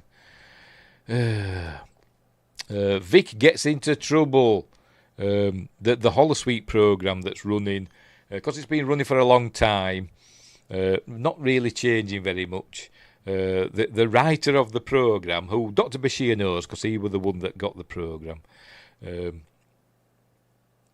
had wrote like a little sub-routine in. So if the programme were running for a long time and got a bit stale, he wrote this sub-routine in that would spice it up a bit and add a bit of difference. And that thing is that basically gangsters come in, the mob comes in to take over Vic's casino or Vic's bar or whatever the hell it is. So that's what's going to happen in this episode. And they've got to work out how to save him. And again, Cisco saying, I don't care, it's stupid. But he eventually does help him out. This is where she's telling him, he's like, what? I don't understand, the allure of Vic's bar. And she's saying, people like going there and people like Vic. But he's a hologram. But he's not any ordinary. Vic is more like the Doctor, isn't he, from Voyager than any other. He knows he's a hologram. He's a self-aware hologram. Anyway. Martok is awesome, but Worf is the best. If you want to believe that, Justin, that's fine by me.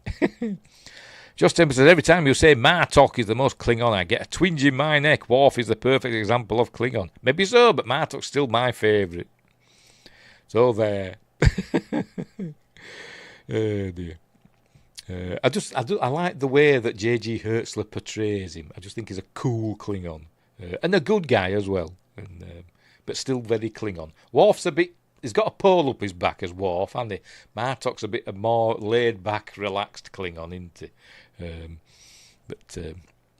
Anyway. And thank you, Justin, for a super sticker. $3 super sticker. What is it? I'll have to check over here. It's the horns going up. Thank you very much. We see Worf's son more than Martok's son, and people say Worf is the bad dad. Do we see Martok's son? Can't remember. I genuinely can't remember. One birthday wish, you say Worf is the best. Yes, okay. Worf is the best. And mean it. Worf is the best. Oh dear. Martok is great, don't get me wrong. He is my favourite. My favourite. And I still think he's the best. Anyway. In one episode played by a Jafar from SG-1. Was that at the beginning of season 4? Was that him? Yeah, he died, didn't he, that actor? Was that Martok's son? Yeah, it was, wasn't it? That punched Garak. It meant it. The name of the actor now. I think there's another actor that's got initials for names. I will look it up because it's going to bother me. I think he died, the actor, didn't he?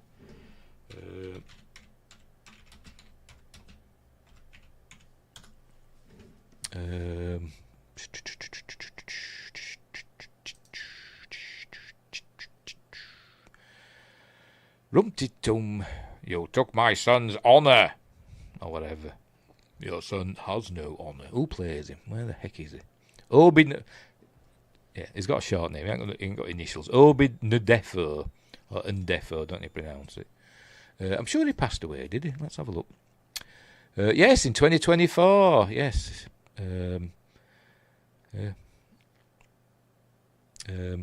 Passed away in August at the age of 51, which is no age.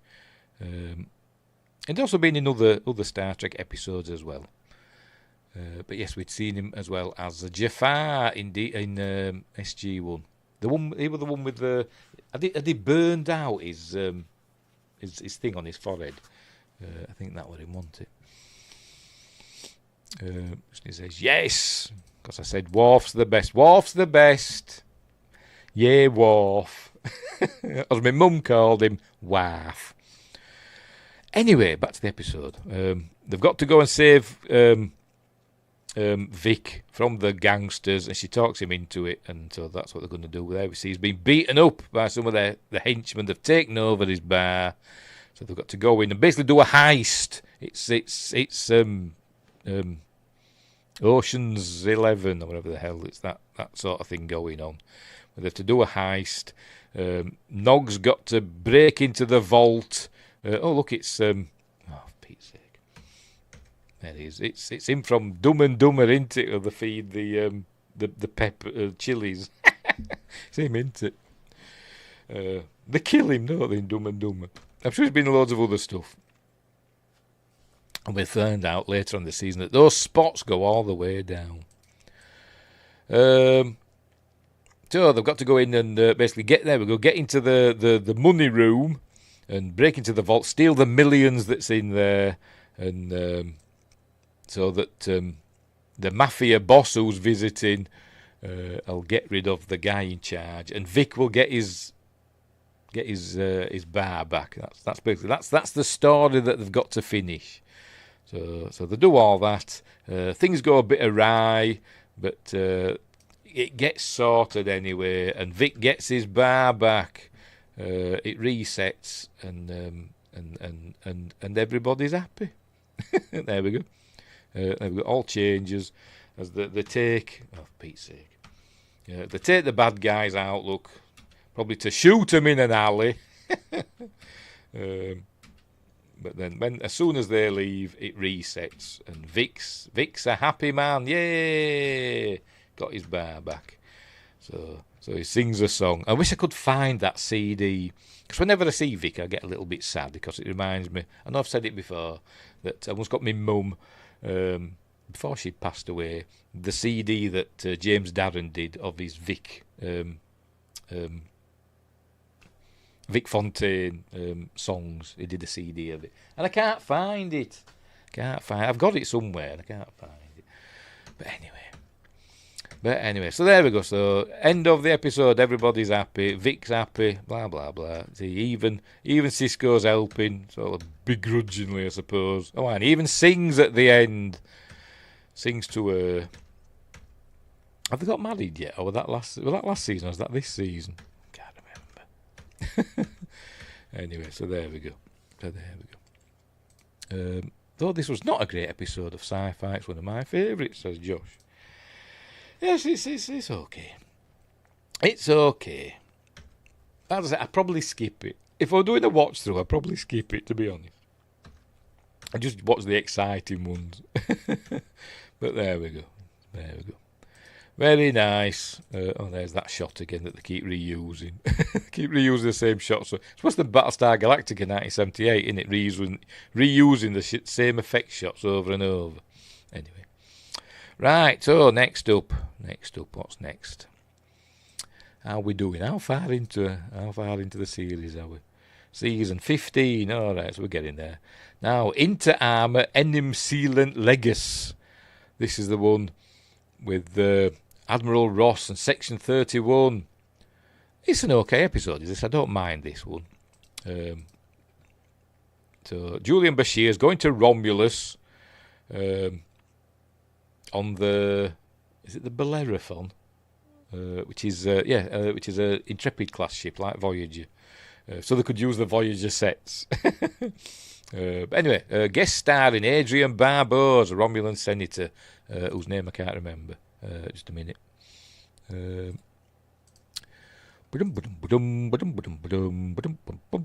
Senator Kretak, Adrian Barbeau. But yeah, so he's going there, and then we see that gets a visit from Sloan of Section 31, and so he's basically going to be working for him or whatever. So they've got to do all this shifty stuff as they set off on the Bellerophon to Romulus. We see this Romulan here, played by John Fleck, who you may know as Silic from Enterprise. He's been in loads of other Star Treks as well. Who's he playing this? Koval. This was when 31 worked in Trek. Evil foil lost respect for Ross in this. Yes, I'm surprised he didn't get into trouble or whatever for what he did in this. So I always watch this, and at the end now, I was thinking, so is Ross not going to be in it anymore? Is Julian going to, grass him up, and he'll end up being sent off somewhere else or demoted? But no repercussions. But anyway.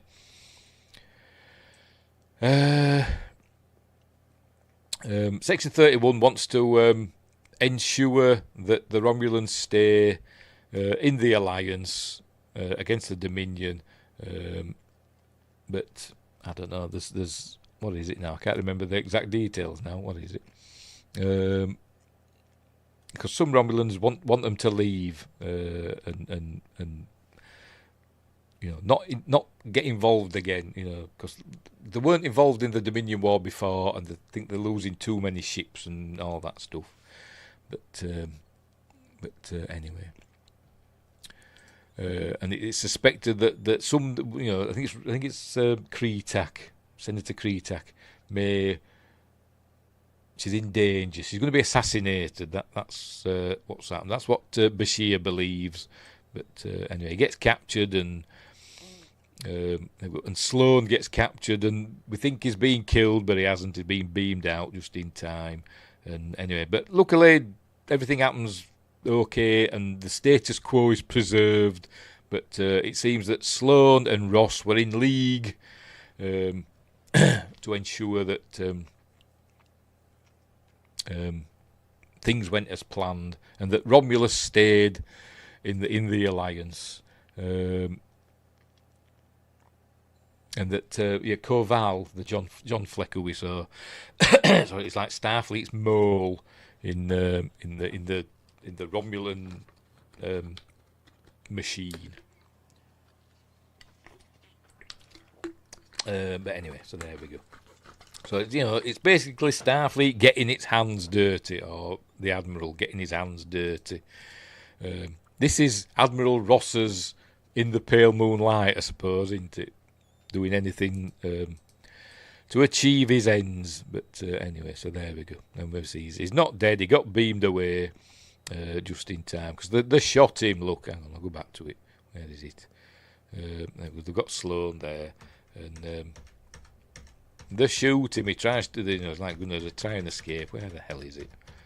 And they shoot him, and you think he's being killed. But there we go. Vaporised him, but apparently he's got beamed out. It must be some transporter effect, that. Because we know transporters don't have to, they all have different ways of looking, and that must be designed into the transporter beam thing or whatever. Because we saw that, I forgot her name, in Devil's Due, that pretended to be the devil. She used like transporter effects for all this flashy stuff she did. But anyway, so there we go. So that's the end of that episode. It's not all fun and games in war, Julian learns. But, whatever. An okay episode. I didn't mind it. But with a stupid title, because it's all in Latin. And it tells us what it stands for, but I can't remember. Inter arma enim silent legus. It means, whatever. It means up yours. That's what it means. Anyway, next up is, here we go, Penumbra. Trying to think what happens in this one now. I think we're on Bajor here. Is this the valley? Yes, this is the valley, yes. That Cisco buys. How can people buy things? I always wonder this. In the Federation, or at least Earth, doesn't use money, does it? We don't have money. We don't pay anybody. Everything you need is just provided. But they deal with other worlds, I think even within the Federation, that use currency. So, what do they just replicate some? I don't know what they do. But it's bought, or maybe you were given it. I don't know, but whatever. He's bought some land on Bajor, and he wants to build a house there and retire, and he wants to marry her. And is it this one where he has to marry him, or it might be later? I don't know. But eventually, he wants to marry Cassidy and move in there. But anyway. What else? Worf's gone on a mission and gone missing, and Ezra decides she's going to go and rescue him because they can't find him. There were a big battle. That was the big battle, and Worf were on. He wasn't on the Defiant. He were on one of the Klingon ships, not the Rotaran. He were on another one, and. They used escape pods. It would destroy. They used escape pods. I didn't think they had escape pods on Klingon ships, but apparently they do.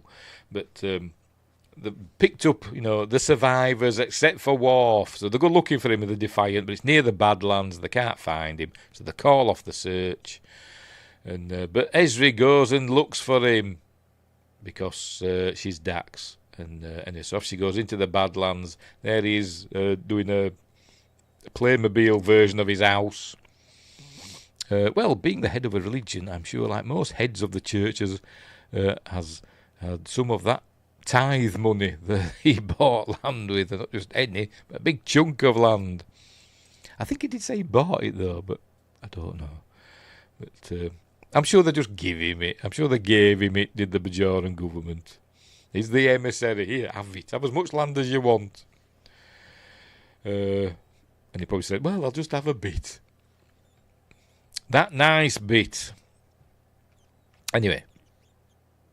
So he's building his Playmobil house. And he says, I want it to be our house. All right, will you marry me? He says, yes, I will. Meanwhile, she finds Worf. There goes, she beams him aboard. But then they get attacked by the Jem'Hadar. And she's not looking well. They end up on the planet. They've got a beam out. And there we go, on a foresty, jungly planet. There we go, and there we go. That's the runabout blowing up. Ooh, pretty. He says, "Okay, we'll got to send a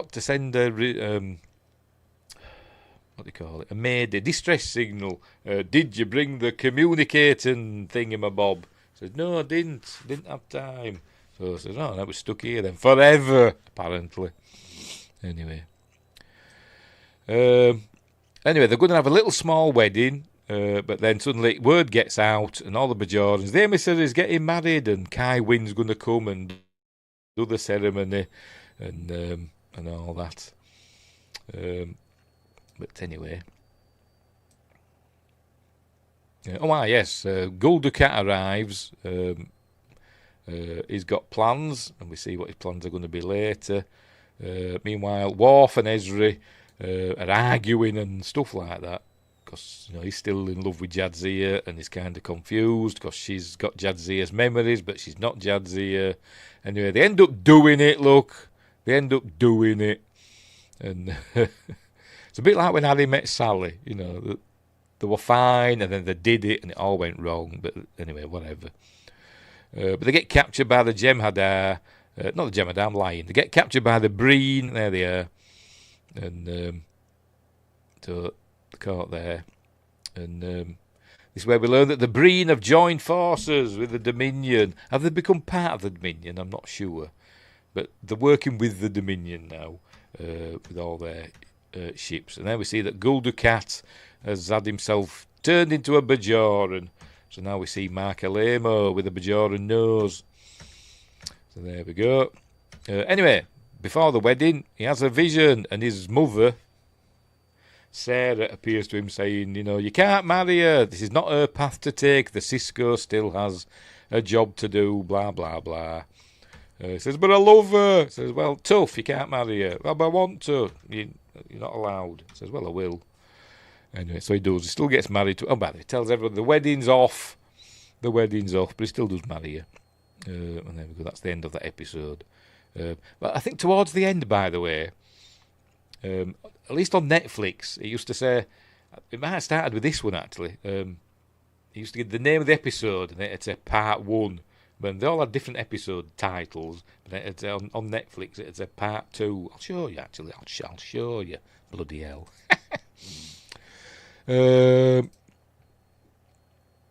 Let's have a look. Bum bum bum bum bum. Where's Deep Space Nine? It's there. Deep Space Nine. I've got to go all the way down to season 7, because it reset. Right, where are we? Yes, Penumbra. Penumbra's part 1, and then the next episode, all the way up to the end, a part. So this is where we're getting like a 9-part episode now from this one. So they all follow on from one to the next, all the way to the end. But anyway, so there we go. So that's the end of Penumbra, which is okay. It's not a bad episode. As I introduced the Breen. Well, this No, it wasn't. No, I would say this is the first time we saw the Breen, but it wasn't, was it? We saw them on that. We've seen them before, haven't we? So there we go. Anyway, yeah, we saw the Breen have joined the Dominion and all that stuff. Obviously having a... press the wrong button again. Oh, I'm stupid. There we go. This is previously on Deep Space Nine. Right, so can't get married. And he's saying, oh, I can't get married. Sorry, the wedding's off or whatever. Don't know. The prophets have told me I can't get married to her. So, and then suddenly she has a vision from the prophets. Turns out it's the Par-Wraiths, and they're telling her, a man will come to you, a man of the land, and, Guldukat. It's Guldukat in disguise, but you don't know that. But anyway, he will help you bring the restoration, etc. Anyway, they're still trapped at the Breen, I don't know, colony station, whatever. I think this is where Damar starts to have his doubts about the Dominion, Cardassia being part of the Dominion. Because the Breen arriving is going to cause problems. But anyway, he's off to Bajor, but he's off to Deep Space Nine to do something. I don't think he's quite sure what he's going to do, but he's off, and circumstances, ensure what happens. The prophets, the Par-Wraiths, who knows? Does she think she's Mary? I don't know, but I think the wedding's going to be off any minute. Look like the wedding's off, doesn't it? He's saying, I don't know what to do. The prophets tell me. And she says, well, sod you then. I'm not marrying you. Anyway. Right, so this is where he gets introduced. He says, this man's come to see you. He says, I'm just a simple man of the land. And she's like, oh, you're the man I needed to see. I had a vision. So you're going to become my right-hand man and also lover. Anyway. Where are we? What ships has he got here? He's playing with his Nebula class. What's that one? That's obviously the Saratoga, isn't it? What we saw in episode 1. Why has he got a Nebula class there? Has he served on a Nebula class? I have no idea. But it's there, isn't it? Anyway, he's like, I don't know whether the prophets told me not to get married and stuff, but obviously he does. Right, so she ends up shacking up with Guldukat. Obviously she doesn't know it's him. He's got a different name. Arjo something or other. Anyway. So there you go. See, they're at it, look, they're at it. The wedding were off, remember, but now it's back on. He says, marry me, I don't care what the prophets say, we're going to do it now. So they obviously go and do a quickie wedding. There must be like a chapel o' love on Deep Space Nine. So they go there. There we go. Here's the reception. Admiral Ross does it, doesn't he? So, do you? Yes, do you? Yes, kiss her and get it over with. It's like a Spaceballs. So there we go. So the prophets arrive, say, oh, we told you not to marry her, but I love her. Oh, whatever. But, you will know heartache and pain, etc. She cannot go with you to your destiny. Blah, blah, blah. Anywho. Right, so what's happening here now? Oh, yes, the taking Worf to go and speak to these lot. Worf's going to kill him in a minute. Does he kill him in this episode, or is it later on? No, it must be the next episode. So that's that one. That's I forgot what that one was. Was that Penumbra? No. This one was Till Death Do Us Part. This one. But next one is Strange Bedfellows. Is this the one with...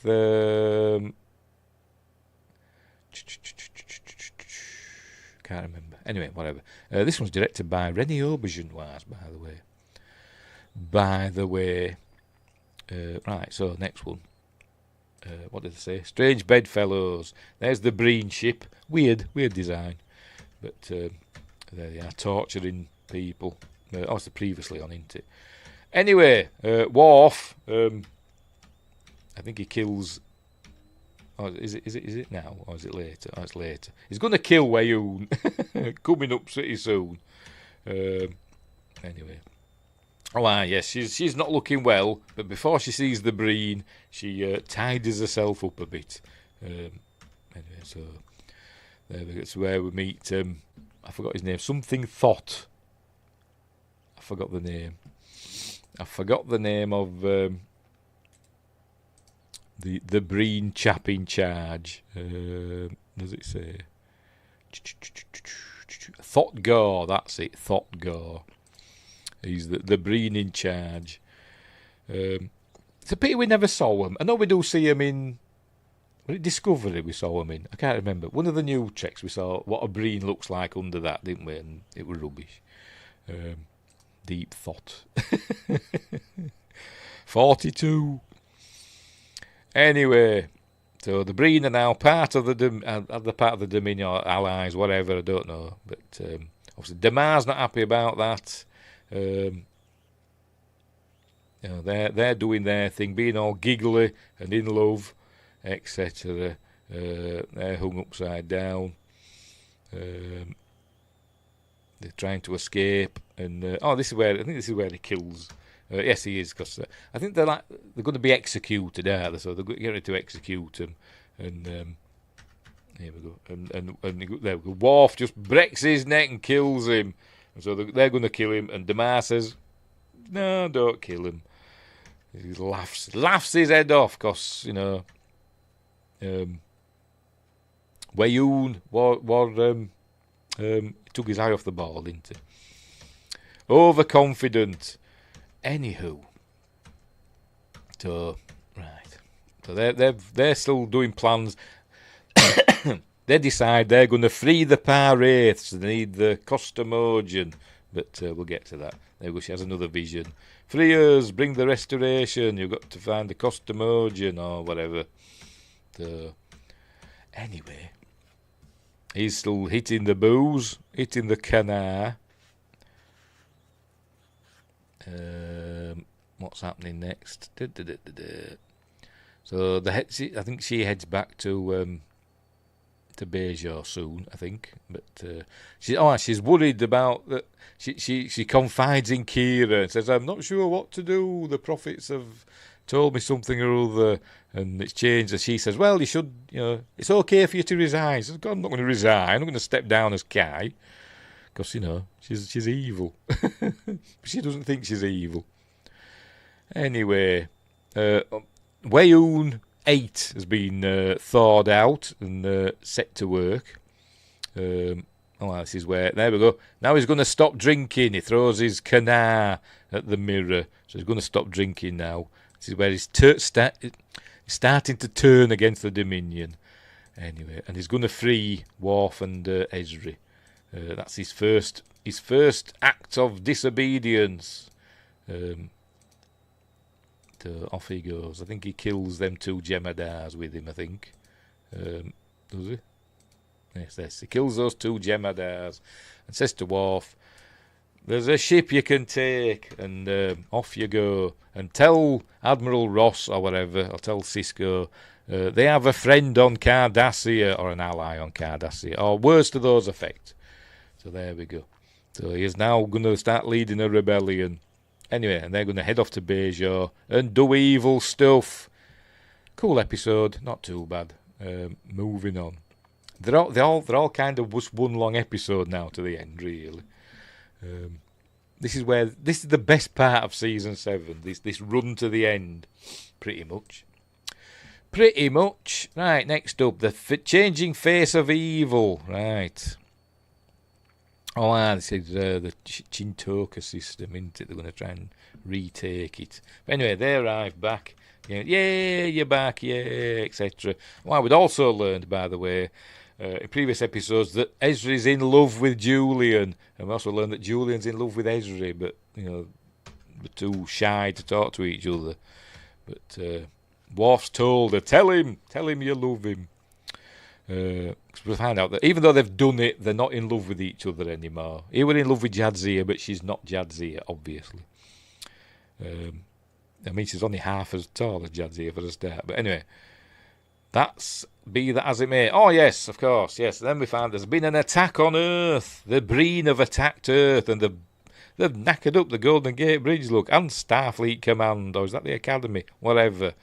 And some buildings in San Francisco itself, look. Oh, blimey. I imagine the casualties were really high. I don't think it tells us. Although we are told that the casualty list is rising. We see Wayoon rejoicing in that fact, but I don't know exactly how many. Anyway, so they say, the Breen are now with the Dominion. And there they are looking at things. The casualty list going up. Yay for the Breen, everybody's saying, apart from Demar, who's going to go off and do his own thing soon. Anyway, yes, she's trying to cook, burning the food, pardon me, burning Cisco's peppers that he'd grown for himself. He said, do you know how long it took me to grow these? And he said, get out of the kitchen, woman. Which she does. He doesn't do that, obviously. He says, from now on, you do the cooking. She wanted to do something nice for him. Why didn't she just replicate him something? A doner kebab with all the trimmings. I could just eat one of those. Anyway, another great sci-fi actor that's been in loads of stuff. John Vickery, who's been in Babylon 5. He's played Minbari and humans and all sorts of stuff in Babylon 5. He's played a few characters in Star Trek as well. Here he's playing, can't remember, one of Damar's chaps. John Vickery, where are you? Russot, there we go. Russot. So, anyway, so we're learning that basically Cardassia is now been overlooked and in favour of the Breen, and they're not happy about that. She's gone back to Bajor with Ducat, and she's going to dig out the Costamogen. Meanwhile, they've got their Alamo model. Talking about that. They're all worrying what to do. There we go, the Costamogen. She's like the evil Bible for the Bajorans. It's all to do with the Par-Wraiths. And they open it up, but it's empty. There's nothing on the pages. And he's like, what's going on? He's brought the wrong book. He says, no, there's got to be... It's magic. It's Star Trek magic. I imagine... what would Gene Roddenberry have to say about this sort of thing that's going to come up later? But anyway... yes, Cassidy is... she's supposed to be going off on a mission in her freighter, or a run in her freighter, but he's put the mockers on it, saying it's too dangerous. And she's saying, well, it's my job, tell them at the Bajoran Freight Commission or whatever, that I'm going. So he goes, all right then, whatever, because he's a cook. I'm trying to protect you. Don't need protecting. Right, we'll go and die then. That's what he's saying. And he's saying, look, I'll give it 6 months or whatever. Don't even have that, do we? He brings the flowers to make up. Meanwhile, the Defiant's off to go and do something. Right, they're heading for the Chintoka system. They're gonna, is it Chintoka? I don't know. They're gonna retake it. But, because they've had that, remember that. Excuse me.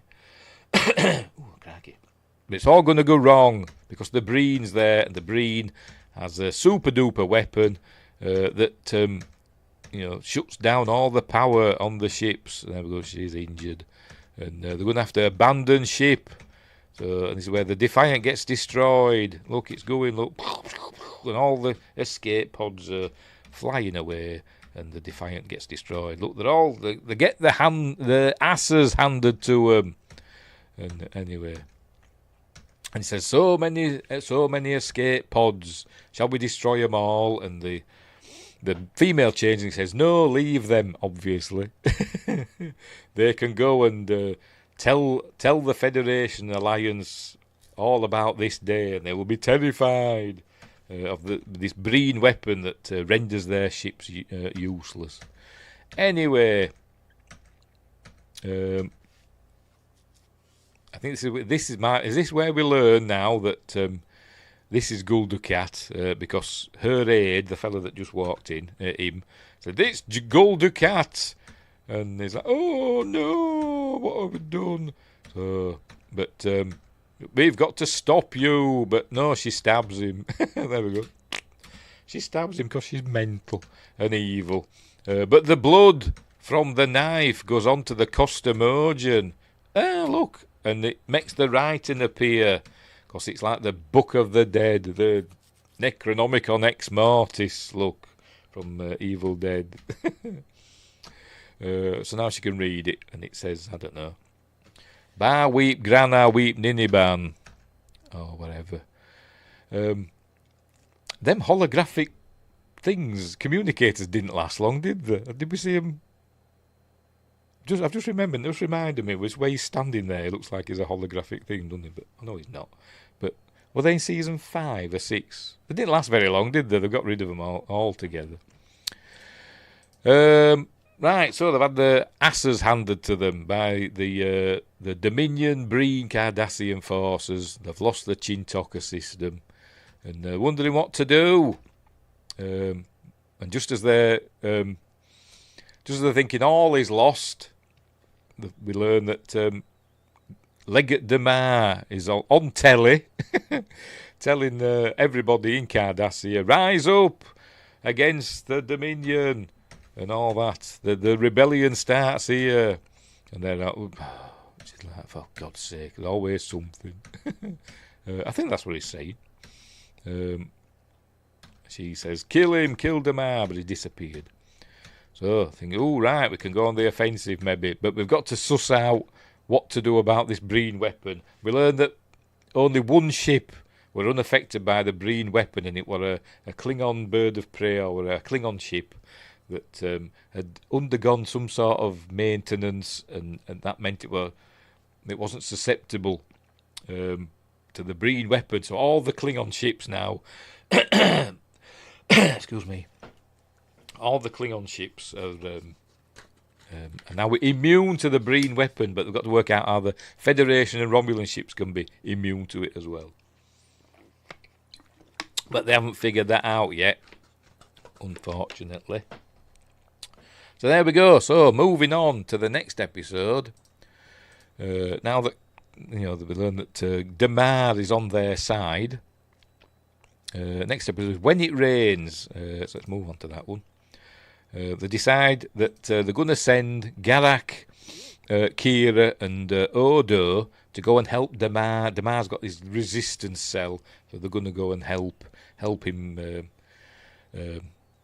get going with some, some stuff from like replicators and weapons and stuff. They're going to send some of those along for them, and Kira's going to help because she was part of the resistance on Bajor during the occupation by the Cardassians, so the irony is not lost on everybody there. But, so, hello. I keep pressing the wrong button because I'm stupid. Where were we? Is it this one? I don't know if I'm on the right episode now. I keep pressing the wrong button. I think this is the right one. Let me check. This is called When It Rains. I think this is where we're learning about which ships, what susceptible and not to the Breen weapon. Is it this one? Yes, it is.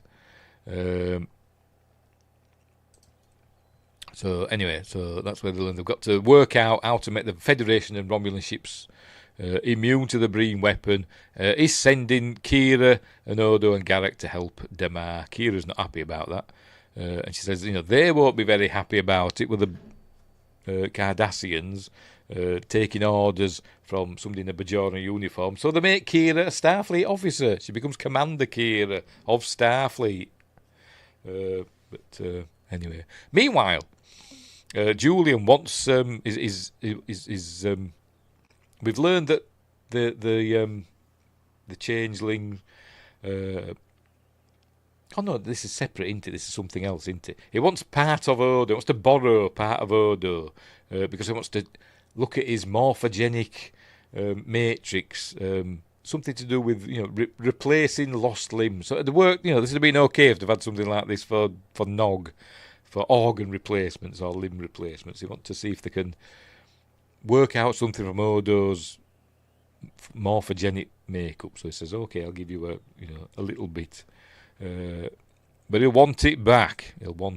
Anyway, she's still studying the costomogen. She doesn't want Ducat anywhere near her. And they're saying that aide of hers has just disappeared. They don't know why. So they're getting ready to go. There she is in her uniform. She's now Commander Kira. And off they go to help them. Obviously, he's I forgot his name already. Rossot is not happy about it, but needs must. This is where Damar becomes a goodie, even though he's been a baddie all the time. But he becomes a goodie, hero of Cardassia. Anyway, they're in love with each other, but they're still not telling each other. She's going to try and tell him here, but he gets distracted. Finds out that Odo has got the disease that's affecting, that's affecting the other changelings, and it just starts affecting him right now, even though all the others have been ill for ages. Just starts affecting him now. Now he's been told about it. That's why I always say, ignorance is bliss. Because if you go to the doctors, don't you, and they say, oh, you've got cancer, you're usually dead in like 6 months. Whereas I always think, if you hadn't gone to the doctors, would you still be dead in 6 months? Probably not. She looks good in that. She looks good in pretty much any uniform. There's Nana, doesn't she? But yes, she does look good in that. Anyway, so he's telling Odo, I'm working on it to find a cure.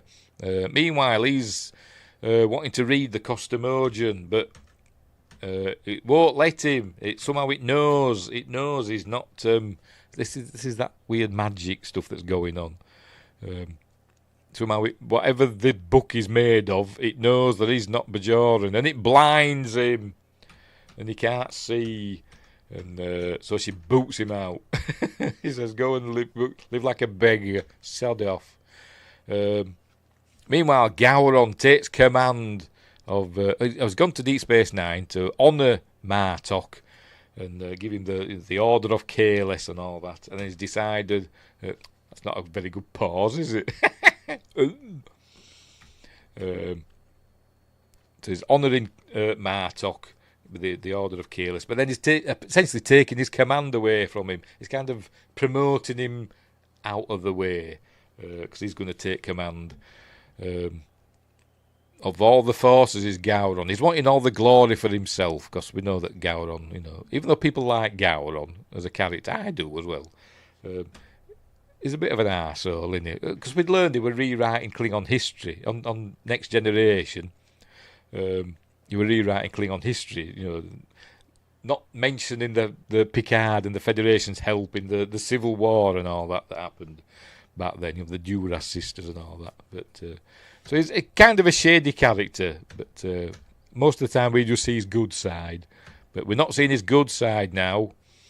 Justice says, they do Gowron dirty a little bit. But we know he's kind of, he's not always a nice person, is he? Particularly when it comes to politics and power. He wants to hang on to power. He's jealous of Martok, and he doesn't want Martok to become a rival to him. And Martok, there's no I have no political ambition. But anyway, meanwhile, Julian's trying to find out. Gets in touch with Starfleet Medical, and he wants some data about Odo and stuff, and when he and all that, and they're not giving him the information he wants, and he has to end up getting the captain because he needs like Sigma 9 clearance or something, and he ends up having to get the captain to ask for the information, and they send the false information. We learn anyway. She's teaching the Cardassians all about doing a resistance cell and the rules and stuff, and each cell has to be autonomous, blah, blah, blah. But they're obviously not wanting to live like or fight like Bajoran terrorists. But she says, if you want to survive, you'll have to do that. Anyway, so But they're going to go on a mission. We see that Odo starts getting ill. She boots him out. He's blind, and he goes for a while. They'll go take him away, throw him into the street.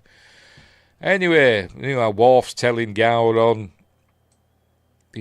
Martok's honourable man, blah blah blah. Don't take his command. Don't, because Gowron's not a good leader, not a good military tactician, really. He keeps sending ships because he's wanting to win glorious battles, but he's just losing too many ships. So they keep telling him this, but he's just ignoring them. Anyway, but they've got to work out how to save Odo, how to get the cure from Starfleet, and they think it's got to be Section 31 that's something to do with this, and said, well, we've got to get somebody from Section 31 here. So there we go. By the way, it says he still died with honour, though. He almost killed Worf, so it was a good death. Yes, he died in glorious combat, didn't he? But anyway. So there we go. It's a good episode. I think they're all pretty much good ones all to the end now. So next one is Tacking into the Wind. Oops. There we see a Jem'Hadar ship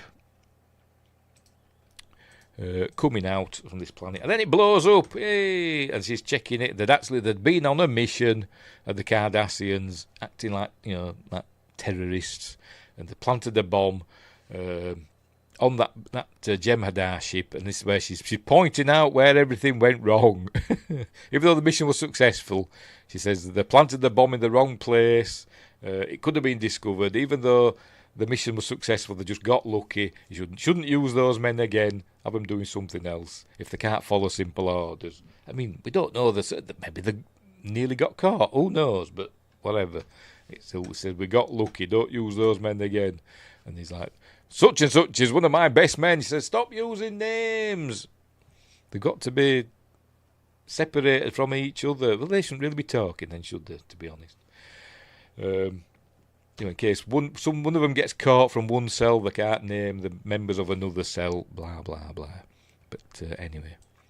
He's saying, I don't like taking orders from a Bajoran. Meanwhile, Odo's not looking well. Garak sees him. Says, I won't tell Kira. Kira knows already. They're still working out what to do. Sisko's telling Gowron, you're rubbish. Stop, you're losing too many men. Anyway. Right, so they've got to work out what to do. She gets into a fight with Rossot. Anyway. Gowron just makes it out alive from a battle that Gowron had sent him on, like an unwinnable battle. He just manages to get his ship back alive. They lost loads of the fleet. And he's saying, you've got to challenge Gowron for the leadership of the Empire. He says, I have no political ambition. Because he talks like Churchill. Oh, dear. She's talking to Worf, probably about Julian. I don't know. He keeps saying Julian is a child. He plays with toys. I don't know. But anyway. Now then, what's happening here? They're on... I don't know, I've forgotten. Are they on Cardassia? Yes, they're on Cardassia. Are they? Oh no, it's on this station. They're on this station, aren't they? Couldn't remember what's happening here now. And they're using Kira as a prisoner. But we see that this Cardassian here, he knows it. He says, good luck, Leggett Damar. So they're going in, and they've got to disable this station. They wanted to steal one of the Breen things. What they call it? I forgot what they call it now. Energy dampening things. What they call it? What does it say? Hang on, I'm on the wrong episode. Energy dampening weapon. They're gone to steal one of those. That's on a Jem'Hadar ship. Churchill had political ambition. Well, yes, he did. A lot of it. Which he achieved, didn't he? Anyway, so there we go. They go into the thing, and the female changeling comes in and says, "Do everything they say," and then they kill everybody. And the female changeling looks shocked. Hang on, where are we? There we go. "Oh no, you've killed everybody!" But that's actually Odo. It's Odo pretending to be the female changeling, with a voice and everything. But so did you have to kill everybody? Yes, we did. Anyway, so they've got to hang about because they haven't finished installing the energy dampening weapon, so they've got to hang about for a while. And Rousseau is getting cross and is getting itchy feet. Meanwhile, back here now, they're all, none of them believe that Gowron has been a good military leader, but nobody will say anything about it, not even Martok. So Worf stands up and says, "No, you should not be leader. I challenge you, because you're rubbish." So they have a fight, and this is where, hang on, there we go. They have a fight. Does Gowron and Worf, and where you think Worf might lose here now, and he'll get shoved through this glass thing. It's like a map or whatever. And Gowron's about to kill him. And is this a thing? Would a Klingon do this? I don't know. It seems, I don't know, kind of cowardly, underhanded. I don't know. But there we go. He's got his arms up. He could say, Gowron's not defending himself properly. Worf stabs him. There we go, in the guts. Is that a death blow? Don't know. For a Klingon, maybe it is. I don't know. And then we go, down he goes. And dies. So he goes over to him, does the old... because he died with honour. And so Gowron is dead. They're all going, "Worf, Worf, Worf." He says, "No, I don't want the power." Excuse me, my voice is going. "I don't want the power, but somebody in this room should be Chancellor. Martok." And they're going, "Yeah, Martok." "Oh, Worf, I do not want the power." Because it's Churchill again. He says, there's that old saying, isn't there? "Those who do not want power often have it thrust upon them." That's what happened. That's what's happened with Martok. So it's now Martok is Chancellor of the Klingon Empire. Right, so there we go. Dear. Sorry, Justin says, "Churchill, the American British Prime Minister, his mum was American, but he was a true Brit, a soft spot for the USA." Yeah. Gowron died with honour. Yeah. He died, in combat, didn't he? But it's the way that Worf killed him, I think, a bit sneaky. Don't know, but anyway. Excuse me, telling my voice is going. Glad we're near the end. Right, so they're still waiting on this Jemadar ship for them to finish installing the Breen weapon. Rousseau's getting itchy feet, and it pulls a gun on him. There we go. He's going to kill them, but Damar kills him. Pardon me. Anyway, Damar kills Rousseau. He says, he was a true Cardassian, but he was my friend and all that stuff, but he didn't know the big picture. And he says, "Yeah, Worf was sneaky on that one." You'd thought Worf had found something to deflect him and then get up and then get him, with a clean blow, not a sneaky one like that. But anyway, it's like kicking him in the balls or something, isn't it? Or in wrestling, doing a low blow. Boom, like that. Anywho. So Rousseau's dead. He's saying, he was part of the old Cardassia. We need Cardassians for a new Cardassia. Anyway, they take the ship. And they get the energy dampening weapon that they can hand over to Starfleet. And then we'll see Odo's not well. And so there, she gives him a good old kiss and all that, and a hood and a cuddle. I guess it was a bit flaky, innit? So there we go. So that's the end of that one. What was that one called? I forgot again. Tacking into the Wind. Next up, Extreme Measures.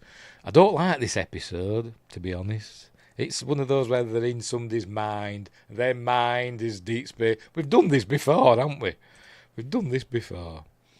Anyway, but in a fight to the death, all is fair. I suppose so. I'm just going on optics. Excuse me. Right. Will I make it to the end? Right, so what's going on here? We see Odo's not well. Julian's got him in this machine that apparently is helping with the pain. But he's not found a cure yet, obviously. But Odo appreciates all he's trying to do for him. Says, I'd like to see Kira now. So she comes in and says I'm not well. He says, you'll be right. They'll sort you out. So they tell everybody. Josh Temple says, got to bail. See you all later. You have a great night. Yes, you too, Josh. Have a great night. Whatever you're doing, which I'm sure it's something involving harpoons. Anyway, thanks for watching and joining in. Justin says, a duel, there is rules. Yes, that's it. I still think it was a bit sneaky the way Worf did it. But anyway, that's all in the past. Right. So, they've got to get somebody from Section 31 there. So, Julian says, I'm going to tell Starfleet, or Starfleet Medical, that I've found a cure for the changeling illness. And so, they'll send somebody from Section 31, which they do. They send Sloan, which we're going to see in a bit. There we go. They send Sloan. And it says, I haven't really got a cure, so we're going to capture you and knock you out. There we go. And I'm going to use some Romulan machine that gets in your head, and we're going to have a walkabout in your brain, but you might die. So it says, oh, okay. So they've got to lie down together. Nobody watching over them. So why don't we have a nurse or something from the sick bay or the infirmary or whatever they call it? To keep an eye on us. He thinks he's set it up all, everything will be cool. I've got a safe word, essentially, to get us all back out. But anyway, off they go, into Sloane's mind, which just happens to be Deep Space Nine, whatever. So they've got to find Sloane and ask him for the cure. And he says, oh, yeah, I'll give you the cure, but first you've got to come and meet all my family. And I've got to apologise to them all for being a dick, because I'm with Section 31. But anyway, so, the cure. Right, so I'll tell you the cure right now. I'm just about to tell him the cure. There we go. He gets shot by himself. Hang on, where is he? Turn around, it's Sloane. And he says, I can't let you have that cure. And he goes running off. So well, didn't think it'd be that easy. So anyway, another Section 31 agent appears and shoots him. And they said, if this is in his head, how come it hurts? I said, well, it's the machine making us think it hurts. They just sit there for ages for some reason, not doing anything, maybe thinking they're going to die, and then decide, okay, we'll have to go. Anyway, they wake up. Excuse me. They wake up and Sloane's dead. They said, well, what are we going to do now? But Julian realises that actually they're still in Sloane's head because of his book. He were reading A Tale of Two Cities or something. Yeah, Tale of Two Cities. And he gets to a certain page and then it's just repeats, the book just repeats, which is a bit like that in that film Sphere, isn't it? Where they were reading, can't remember what it was, 20,000 Leagues Under the Sea. And he never got, what's his face? Samuel L. Jackson never got past the part with the giant squid, did he? Because he always found it too scary. So they keep finding copies of the book that only go up to that far in the book, so to show that it's not real. And that's what's happening here. So that's how he realises that they're still in Sloane's mind. So anyway, it's off they go. And they find Sloane, and they find the cure, and everything starts blowing up, and they get him out, and everything's okay. They've got the cure, but Sloane's dead. I always think, but is he? But they say he is. But I still don't know. Anyway, he gives Odo the injection, and he goes, it says, it'll hurt. And he just goes, for a bit.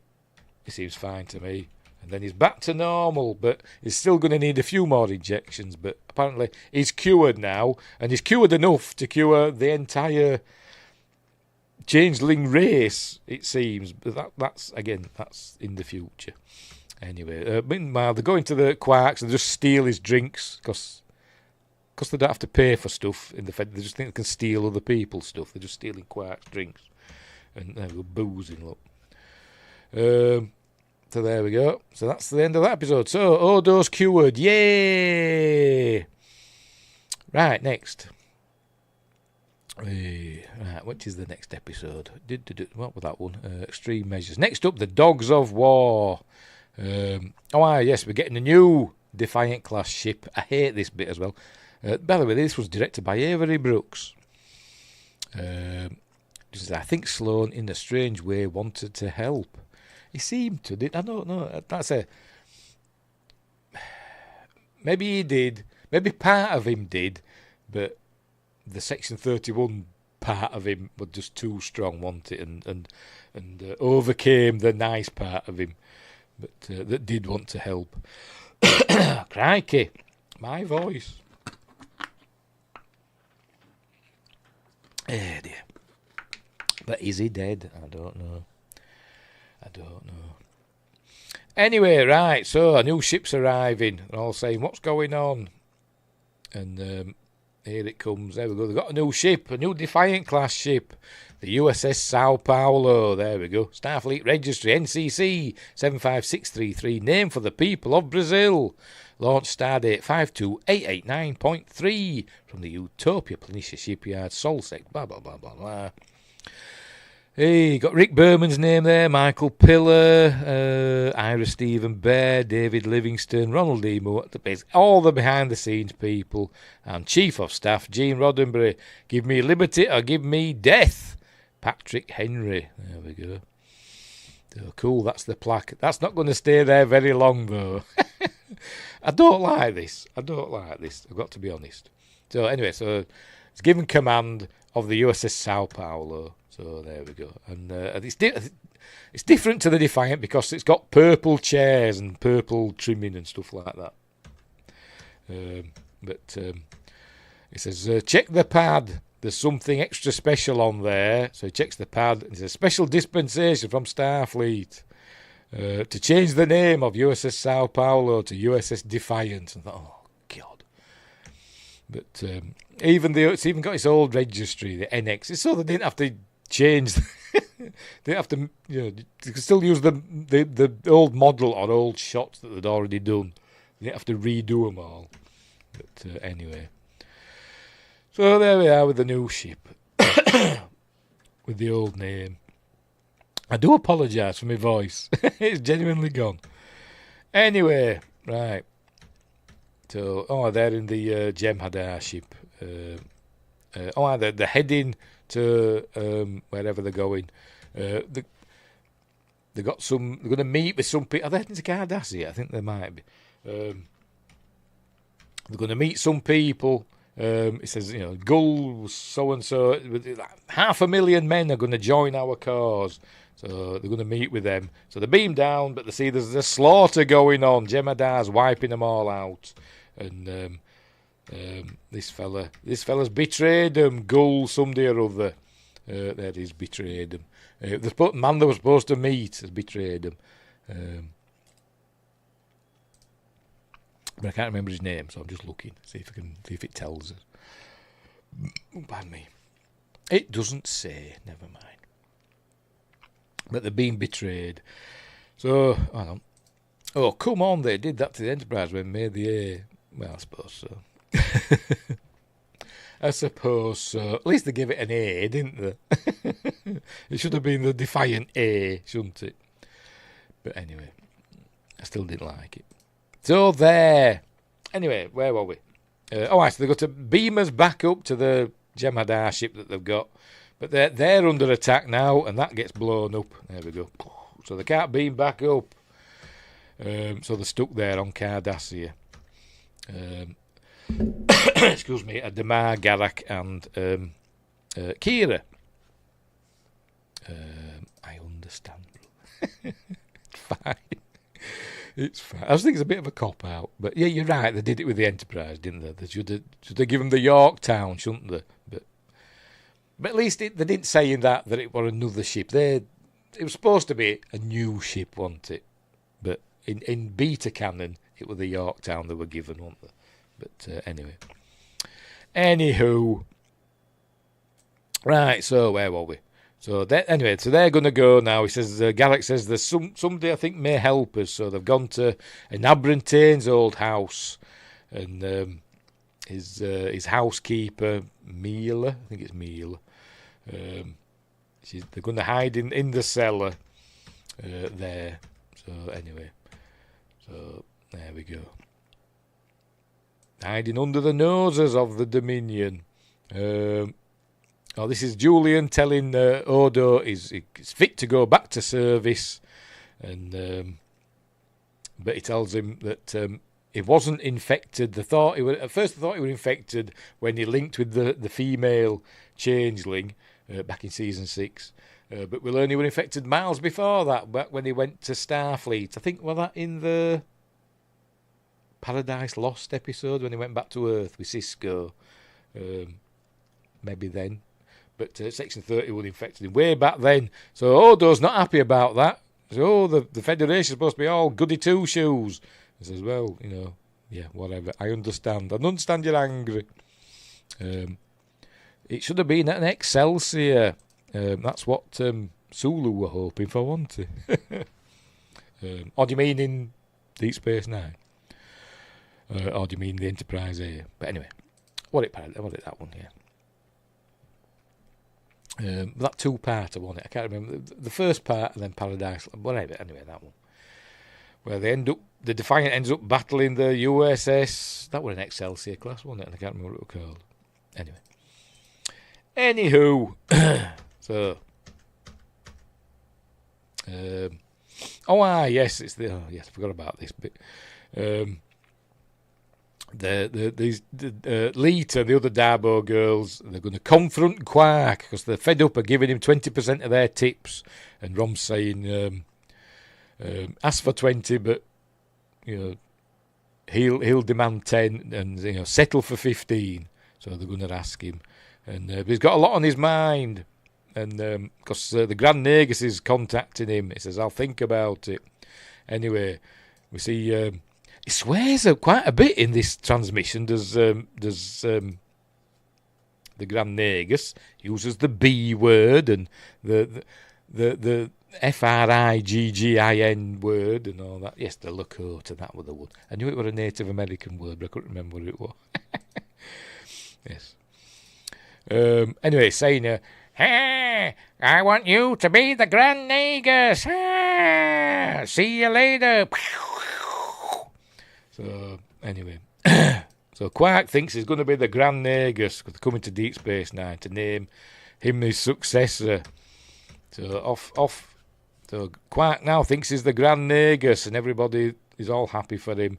Rom buys the bar off Quark for 5,000 bars of gold pressed platinum, which is a lot. But, anyway. These are going to become a couple now. They're going to become an item. So, yeah, finally. So, they're all happy. And Brunt arrives. We've got Jeffrey Combs. I think it's the episode where we see Jeffrey Combs twice. He plays Wayoon and Brunt. So, he's sucking up. It's never too early to suck up to the boss. That's where we learn that essentially the rebellion... The Mars Rebellion's been wiped out now, pretty much completely. There's just Damar left. They haven't found him because he's there in the basement. But anyway. So, anyway, we learn that on Ferenginar... Let's go back again. On Ferenginar, Zek has initiated reforms. So there's now essentially like a social security system and all that. And... help for poor people and all that things. And Quark's like, what happened to pure greed? That isn't the Ferenginar of old. This is, a new, softer Ferengi. But it says, that's not going to happen with me in charge. We'll go back to the old ways. Anyway, it's the new. Where is he? The there we go. Oh, for Pete's sake. There we go. That's the new legate of what's his face? Forgot his name. Of Cardassia. But I can't remember his name. Does it say? It doesn't say his name there. Brocker, there we go. Legate Brocker, or Broker, played by Mel Johnson Jr. Why does that ring a bell? Don't know. Rings a bell. Maybe I've seen him before. By the way, we've got Vaughan Armstrong in this episode, who's been in loads of Star Trek. He plays Seskal. Who's Seskal? Can't remember. Anywho, so he's on the side of the Dominion. So anyway, it turns out though, when we get there, meanwhile they're doing their stuff and people see Damar and say, "Yeah, let's we're all going to become terrorists now, yeah, Cardassia, free Cardassia," they're all chanting. Meanwhile, we learn that it wasn't Quark that were going to be the Grand Nagus, it were Rom, and it all confusion because of the bad transmission from Ferenginar, and so it's Rom that's going to be the the Grand Nagus, and she'll be the first lady. Leet will be the first lady of Ferenginar. So will she have to walk if they go back to Ferenginar? Will she have to take all the clothes off? Why can't we have a series about that? Don't know, but anyway. So he's saying, "Oh, that's not the Ferenginar I know, the Ferengi Alliance I know is dead, but not here, not in this bar. This line, this far, no further." Reciting the line from Captain Picard in First Contact. Says, "Rom, I want to buy the bar back from you." Says, "I'll give it to you, because you're my brother."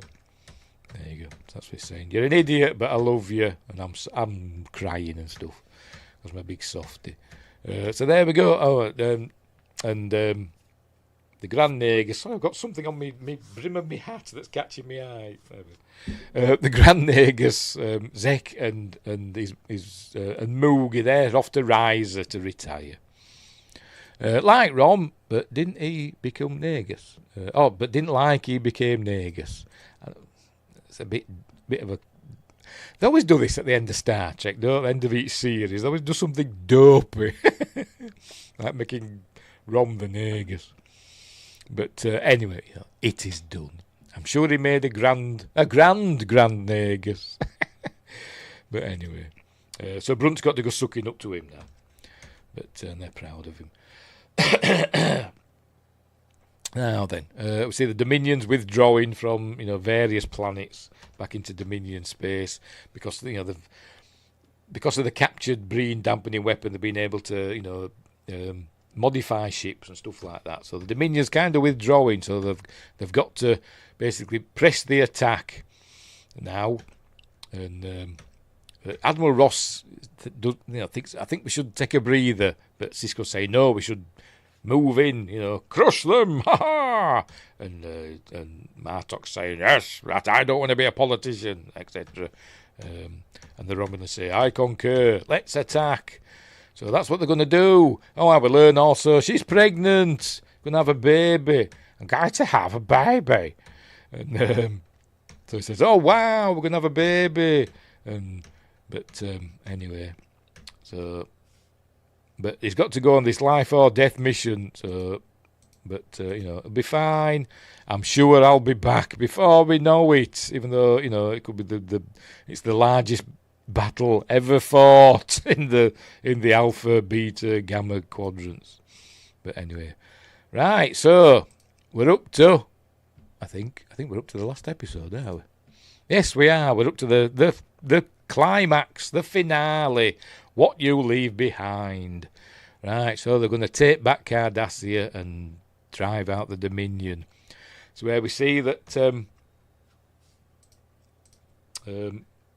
what's his face? Bashir's been woken up by his alarm. We see, he's in bed with Ezra. I wonder what they've been doing.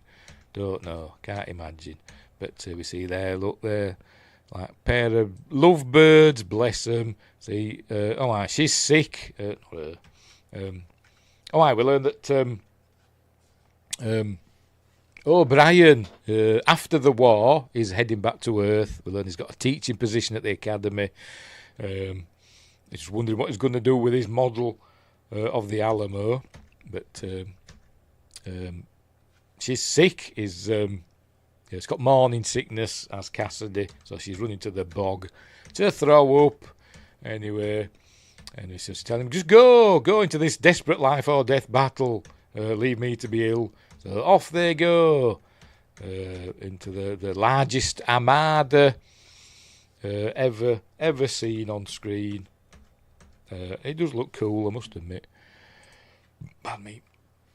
I love hate for the series finale. Yes, I think it's great up to a point. And then it kind of goes downhill severely. Anyway. Right, so she can't hide, by the way. Remember when she first saw the breen, she made herself look nice for him. But obviously now she can't hide it any longer. She's that ill. But nobody's mentioning it, I suppose. She'd have the Jem'Hadar kill them. But we learned that she hasn't been able to change form for weeks. So that's why she's not looking well. Anyway, so they know that the Federation's alliance, they call it the Federation Alliance, by the way, is on its way. The fleet is on its way. So they're going to get more than the bargain for. Meanwhile, Kira thinks she's Leia from Return of the Jedi, doesn't she? She's got a breen uniform. Anyway, right. So here comes the fleet. There it goes. We get a better look later, don't we? Anyway, they're heading into battle. And they don't seem to be doing well for quite some time. But anyway. Yes, he gets a vision from the prophets saying, the Cisco's task is still not over, blah, blah, blah. You've still got one thing to do, etc. I forgot about her. I forgot about this. She knows that they've got to go to the fire caves, so she says she's been waiting for him to come with her, because he's got his eyesight back now. So they're going to go to the fire caves. So off they go. They're in the bar talking, blah, blah, blah. There we go. They arrive. Oh, where are we? There we go. They arrive at the fire caves. They're going to show us. There we go. Oh, very nice. Look, it's got big statues outside and everything. Need the handrail on that, don't they? But anyway. So they arrive, and Gouldy Cat says, I'd have thought the fire caves would be a bit more fiery. But anyway. Right, so anyway, battle is about to commence. I think we're getting reports of, civil uprisings on Cardassia. She's had hold of him. She's had hold of Broker by the throat. There we go. So she's saying, wipe out entire cities. So we're learning that millions of Cardassians are being killed by the Dominion in response to the terrorist attacks. The civil uprisings and all that stuff. So they've got to do something quick. They've got to get into that command centre.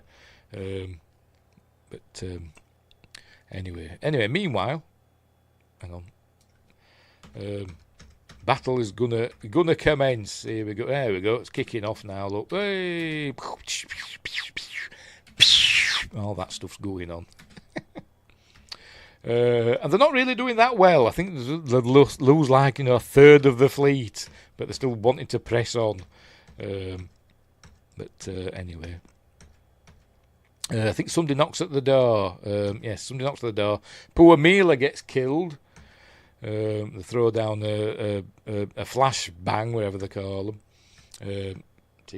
Battle is raging. Look,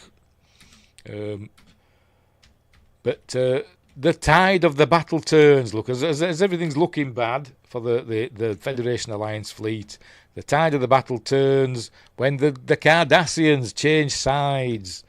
And but anyway, that is yet to come.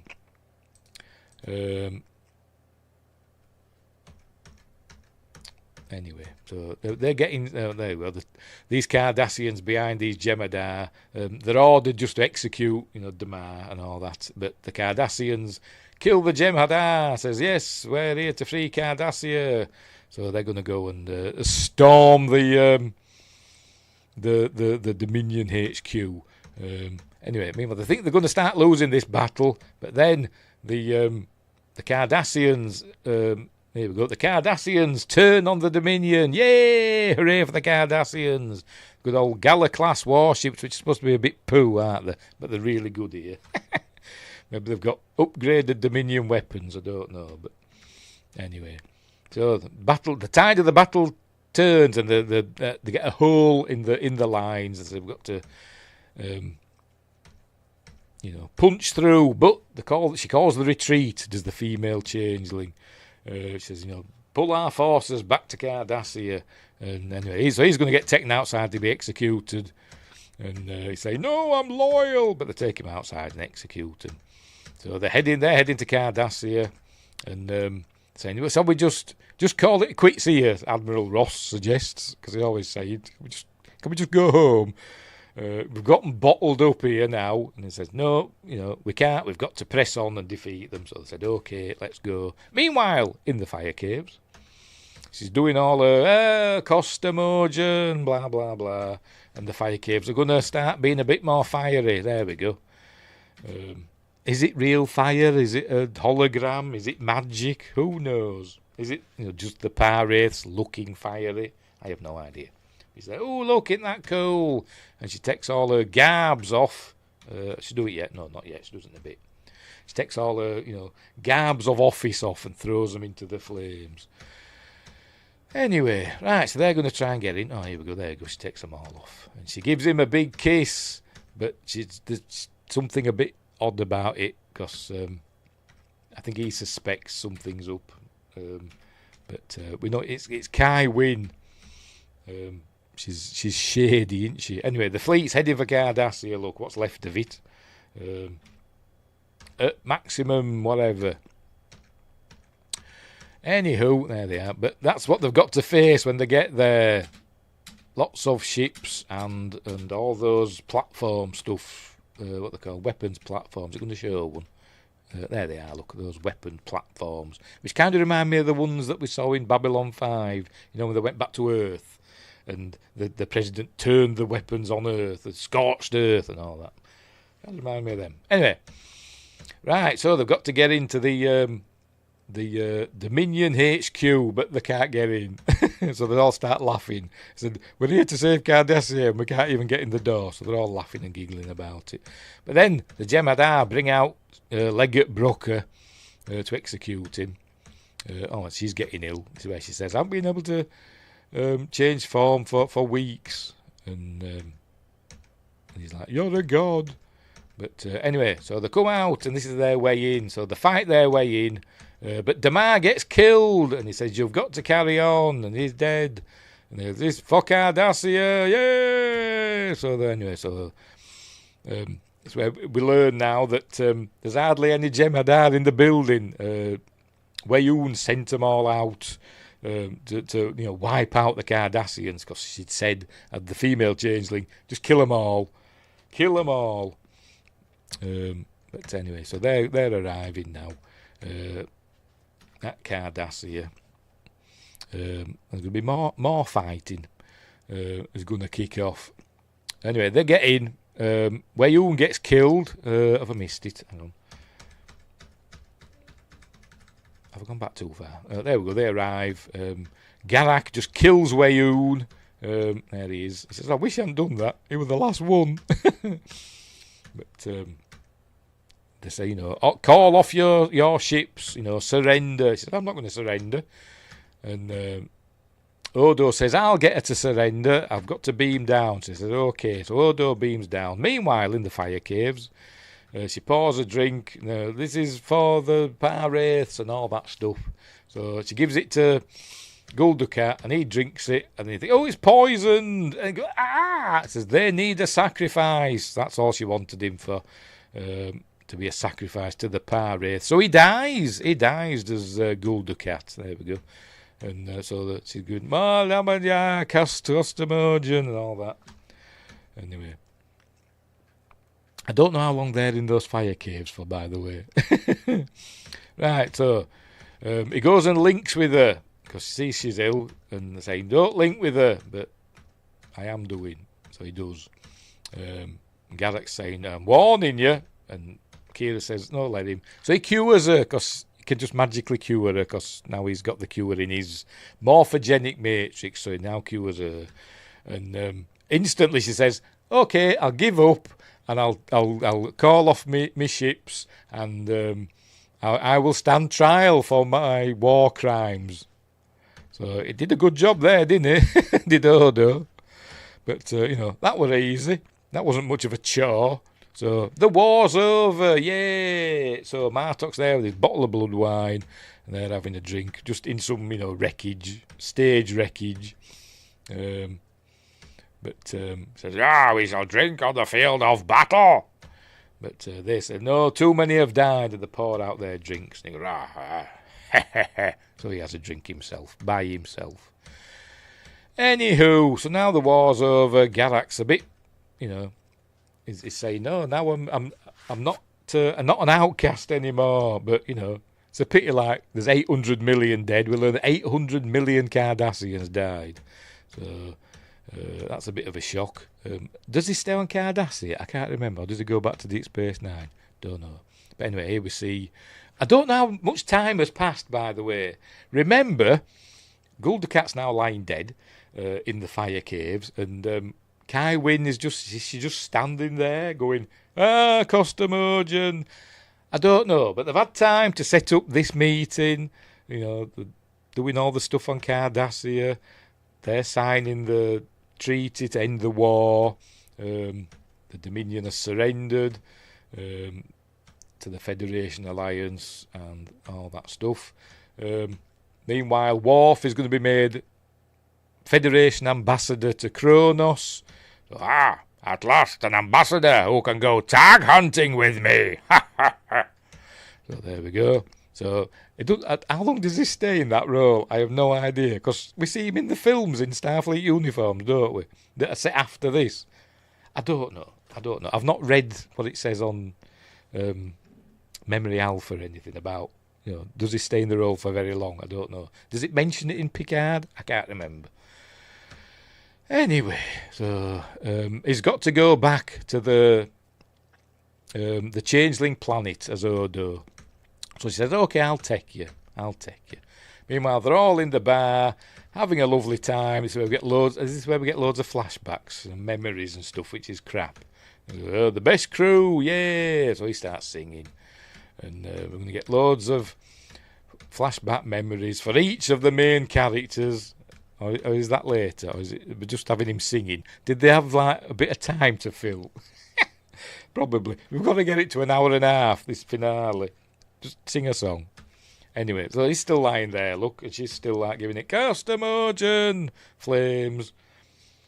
How long has she been there? I don't know. But anyway. But the Paraiths go into the dead body of Dukat and revive him. There we go. He opens his eyes because they're all red, obviously. There they are. And when he gets up, there we go, he's back to being Cardassian Gul Dukat again. So he's like, ha, I am now alive. Anyway, Cisco gets his vision from the prophet. Says, I've got to go. I know what I've got to do now. The emissary is about to fulfill his destiny, etc. So off he goes, back to Bajor. Remember, it's a 3-hour trip to Bajor. It is. They've told us before, the shuttle to Bajor is the 3-hour trip. So they're just hanging about for 3 hours now, waiting for him. There you go. She's just been there, and he's been there going, ha ha ha! I'm alive for 3 hours at least. Anyway, so we learned because he's got power race in him. He's now got magical powers. He's a bony bugger, isn't he? By the way, he looks like a puppet, doesn't he? But anyway, but Cisco's arrived with phaser rifle in hand, but that doesn't last long because he makes it, pulls it out of his hand. Missed it, Hunter. There we go. Woo! Oh, crikey. Anyway, so he's using his power wraith magic to stop Ben Cisco, but Ben Cisco just, stands up to him. He's saying, "Kneel before Zod." Maybe they sent the message to him before this happened, since they're non-linear. That's up to them, innit? I don't know, but he was there at that party. He said, "I've got to go now." So, anyway, maybe it's like a Quentin Tarantino film and it's all out of order. From the battle on, it was a bad final episode. Felt rushed. They were tying up too many loose ends, weren't they? And left a massive loose end at the end, but never mind. Anywho. Right, so Ben Cisco's there. She's picked up the book, I think. No, he's picked up the book, sorry. That's it. And he... hang on, what's happened? Where is she? Oh, there she is. She does something, doesn't she? What's she doing? Oh, my, yes, she did pick up the book. And she's about to use it. And it disappears from her hands and appears in his hands. And then he burns her up using his magic. So that's the end of Kai Wynn. So she was trying to do the right thing at the end, because she calls him the emissary. Oh, she repented, I guess. But paid for her crimes. But now we do. It's the Lord of the Rings, isn't it? So Frodo and Gollum are going over the edge. There we go, down they go. Into Mount Doom. There he goes. The Costamojan gets burnt, and so does Gul Dukat. Anyway, meanwhile, Cisco, in a flash, appears with the prophets, with Sarah, his mother, and is it the afterlife? Maybe Q's there, but he says, "You're with us now." He says, "When do I go home?" He says, "You're with us now." So anyway. So they're all wondering, they don't know where he is, they'll be searching Bajor, but anyway, she ends up in the prophets, and he says, "I don't know when I'm coming home, it could be in a year, it could be yesterday," because the prophets are non-linear, as Windgrace said. Love all the Esri flashbacks from her long tenure. Yes. Anyway, so he's saying, "I've still got work to do," etc. So he says, I was talking to your dad, and I must admit, I was getting a little bit teary-eyed again, because I'm a big soft pub. So anyway, everybody's leaving now. This is where we get all the flashbacks and memories for everybody. He finds Travis. Remember way back when he lost Travis, blamed Julian for it. Finds him there. There we go. All the flashbacks. Worf has some flashbacks. There we go. Ezri has some flashbacks. Odo and Kira, they have their little memories. And Quark. There we go. And then doing stuff. Blah blah blah. And Jake. Right, so. Quark's saying goodbye to Odo, because he doesn't know if he's ever coming back. So. Anyway, so he says, "You're going to tell, you got anything to say to me?" He says, "No, nothing to say to you." But anyway, so off he goes. So he heads back. We see that the Great Link is not looking well. It's very green. So Odo heads inside. But first he changes into his suit for some reason. And she's still got her braid in her hair.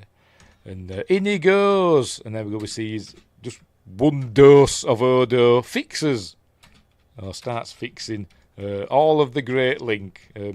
What does it just dissolve? Will there be anything left of Odo?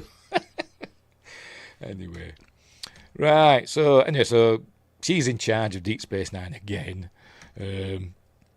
Nog's got a promotion. He's a lieutenant now. Yeah. So Cisco will be proud. And she picks up his baseball. There we go. She's got it in her hand there. Carries it around. And they're still a thing. So they're happy. Morn's still in the bar. He's got some hair cream. Anyway, Quark thinks he can get away with everything because Odo's not there now to keep an eye on him. But Kira says she's watching him, and all that. And Jake's looking out the window at the wormhole and wondering when his dad will be back. And then we pull back. We do a long pull back from Deep Space Nine from the window, and that's how it ends. That's how it ends. There we go. That's the end of Star Trek Deep Space Nine. Wow. I'm not a huge fan of the last few episodes from Penumbra onwards were great, I thought. Maybe apart from the Sloan episode, in his mind. That were in that last section, wasn't it? Yes, Extreme Measures. Apart from that one. But as a rule, from Penumbra for the last last 9 episodes, apart from that Extreme Measures one, great episodes because the Dominion War were wrapping up and all that stuff. Hang on, where are we? Come on, Deep Space Nine, let's get you a nice big picture. There we go. We're wrapping up pretty well. But that finale, it could have been better, I think. It got a bit sugary, didn't it, with all the flashbacks. We didn't have loads of flashbacks at the end of TNG, did we? Not like that. But all Voyager, they just got on with it, didn't they? I think it were running short. I think they'd written the script and they thought, we're like 5-6 minutes short. We need something to fill it up. Let's stick loads of flashbacks. Loads of, Spielberg-y, sugary-coated flashbacks of them all being best of friends. Anyway. Jake was a grown man, I know, but dang heartbreaking. Yes, it was. Like I said, I didn't like Jake to start with at the beginning of the series. But as he grew, he grew. The character grew on me, and I think Cyril Lofton's a good actor. But he was always loyal to his dad, what Jake wanted.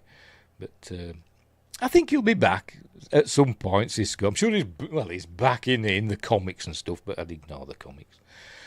I'm sure he's back. I think Gulder Cat's still knocking about. They say he's trapped in it for all time in the fire caves. So I bet there's been a book or a comic where he comes back, doesn't he, as a power wraith or whatever. I bet he's still around somewhere. But anyway, Deep Space Nine is over now. But it's not the last time we're going to see it because it's in the pilot episode of Star Trek Voyager. So we're going to see that, aren't we? Academy better not answer it, but they probably will. Oh, God, I hope not. Anyway. Right, so now I've lost my voice. We will leave it there. So next up, we've got to do Star Trek Voyager. So we've got the 7 seasons of Star Trek Voyager to get through. So that'll be fun. It will be. I really like Star Trek Voyager. I really, really do. So next time, whenever that is, it'll be Star Trek Voyager. And we'll be back at Deep Space Nine because that's where Voyager sets off on her mission to find some Maquis in the Badlands, and they end up somewhere else.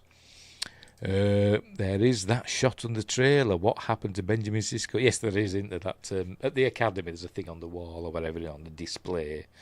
But does that mean they don't know? Is it a question? I don't know. But hang on. Voyager, was it in its 3rd year at DS9 end? I don't know. I think it might be season 6. So it might be in its 2nd year, I think. But I could be wrong. Yeah, you might be right. I can't remember. That's gone over my head. Right, so there we go. We'll leave it there. Right, so looking forward to Voyager. I can't wait to get to Enterprise because that's my favourite series. But we'll do Voyager first. So we've only 2 more Star Trek series to go. We've got Star Trek Voyager, 7 seasons of that, and then 4 seasons of Enterprise. So there we go. Another 11 episodes. The Caretaker. Oh, yes. Caretaker's. Yes, of course, yes. Banjo Man, yes. There's not enough time. Yes, all that, yes. Because he were playing a banjo. I love Caretaker, but that bit kind of annoyed me. But we're on an illusionary farm. Oh, God. Oh, we're all here for the big bee, or whatever they call it. The welcoming bee. But apart from that, we're great. We'll get to that, won't we, in a couple of weeks, or whenever I get through season 1 of Voyager. I don't think season 1's that long, is it? Because there was a strike, wasn't there?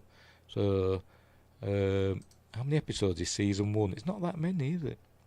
Just a minute. Star Trek Voyager. Where are we? Episodes. 16 episodes in season 1, so I could get through these quite quickly. And so I think there was a strike or something, wasn't there, that disrupted it. Right, so we'll leave it there. We're all done. So thanks, Win Grace, and thanks, Justin, for the super sticker, and a happy birthday to you, my friend. And thanks, Josh Temple, who sodded off to do some hunting or something. But and Adam Gamer and Tim Rose. Did anybody else pop in? I don't think they did they? But thank you for keeping me company while I lose my voice. But anyway, where were we? Strike. I don't know, where are we? Strike and Genevieve stuff. Well, they lost a bit of time, didn't they, with her? But she wasn't there that long, was she? So, but anyway. Have a look on Rumble. Make sure there's no messages on Rumble. No, there isn't. Right, fair enough. Right, so we'll leave it there.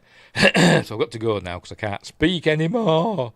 So, thanks for watching, wherever you are. Hang on, where are we? Live long and prosper, and until next time, I'll say this.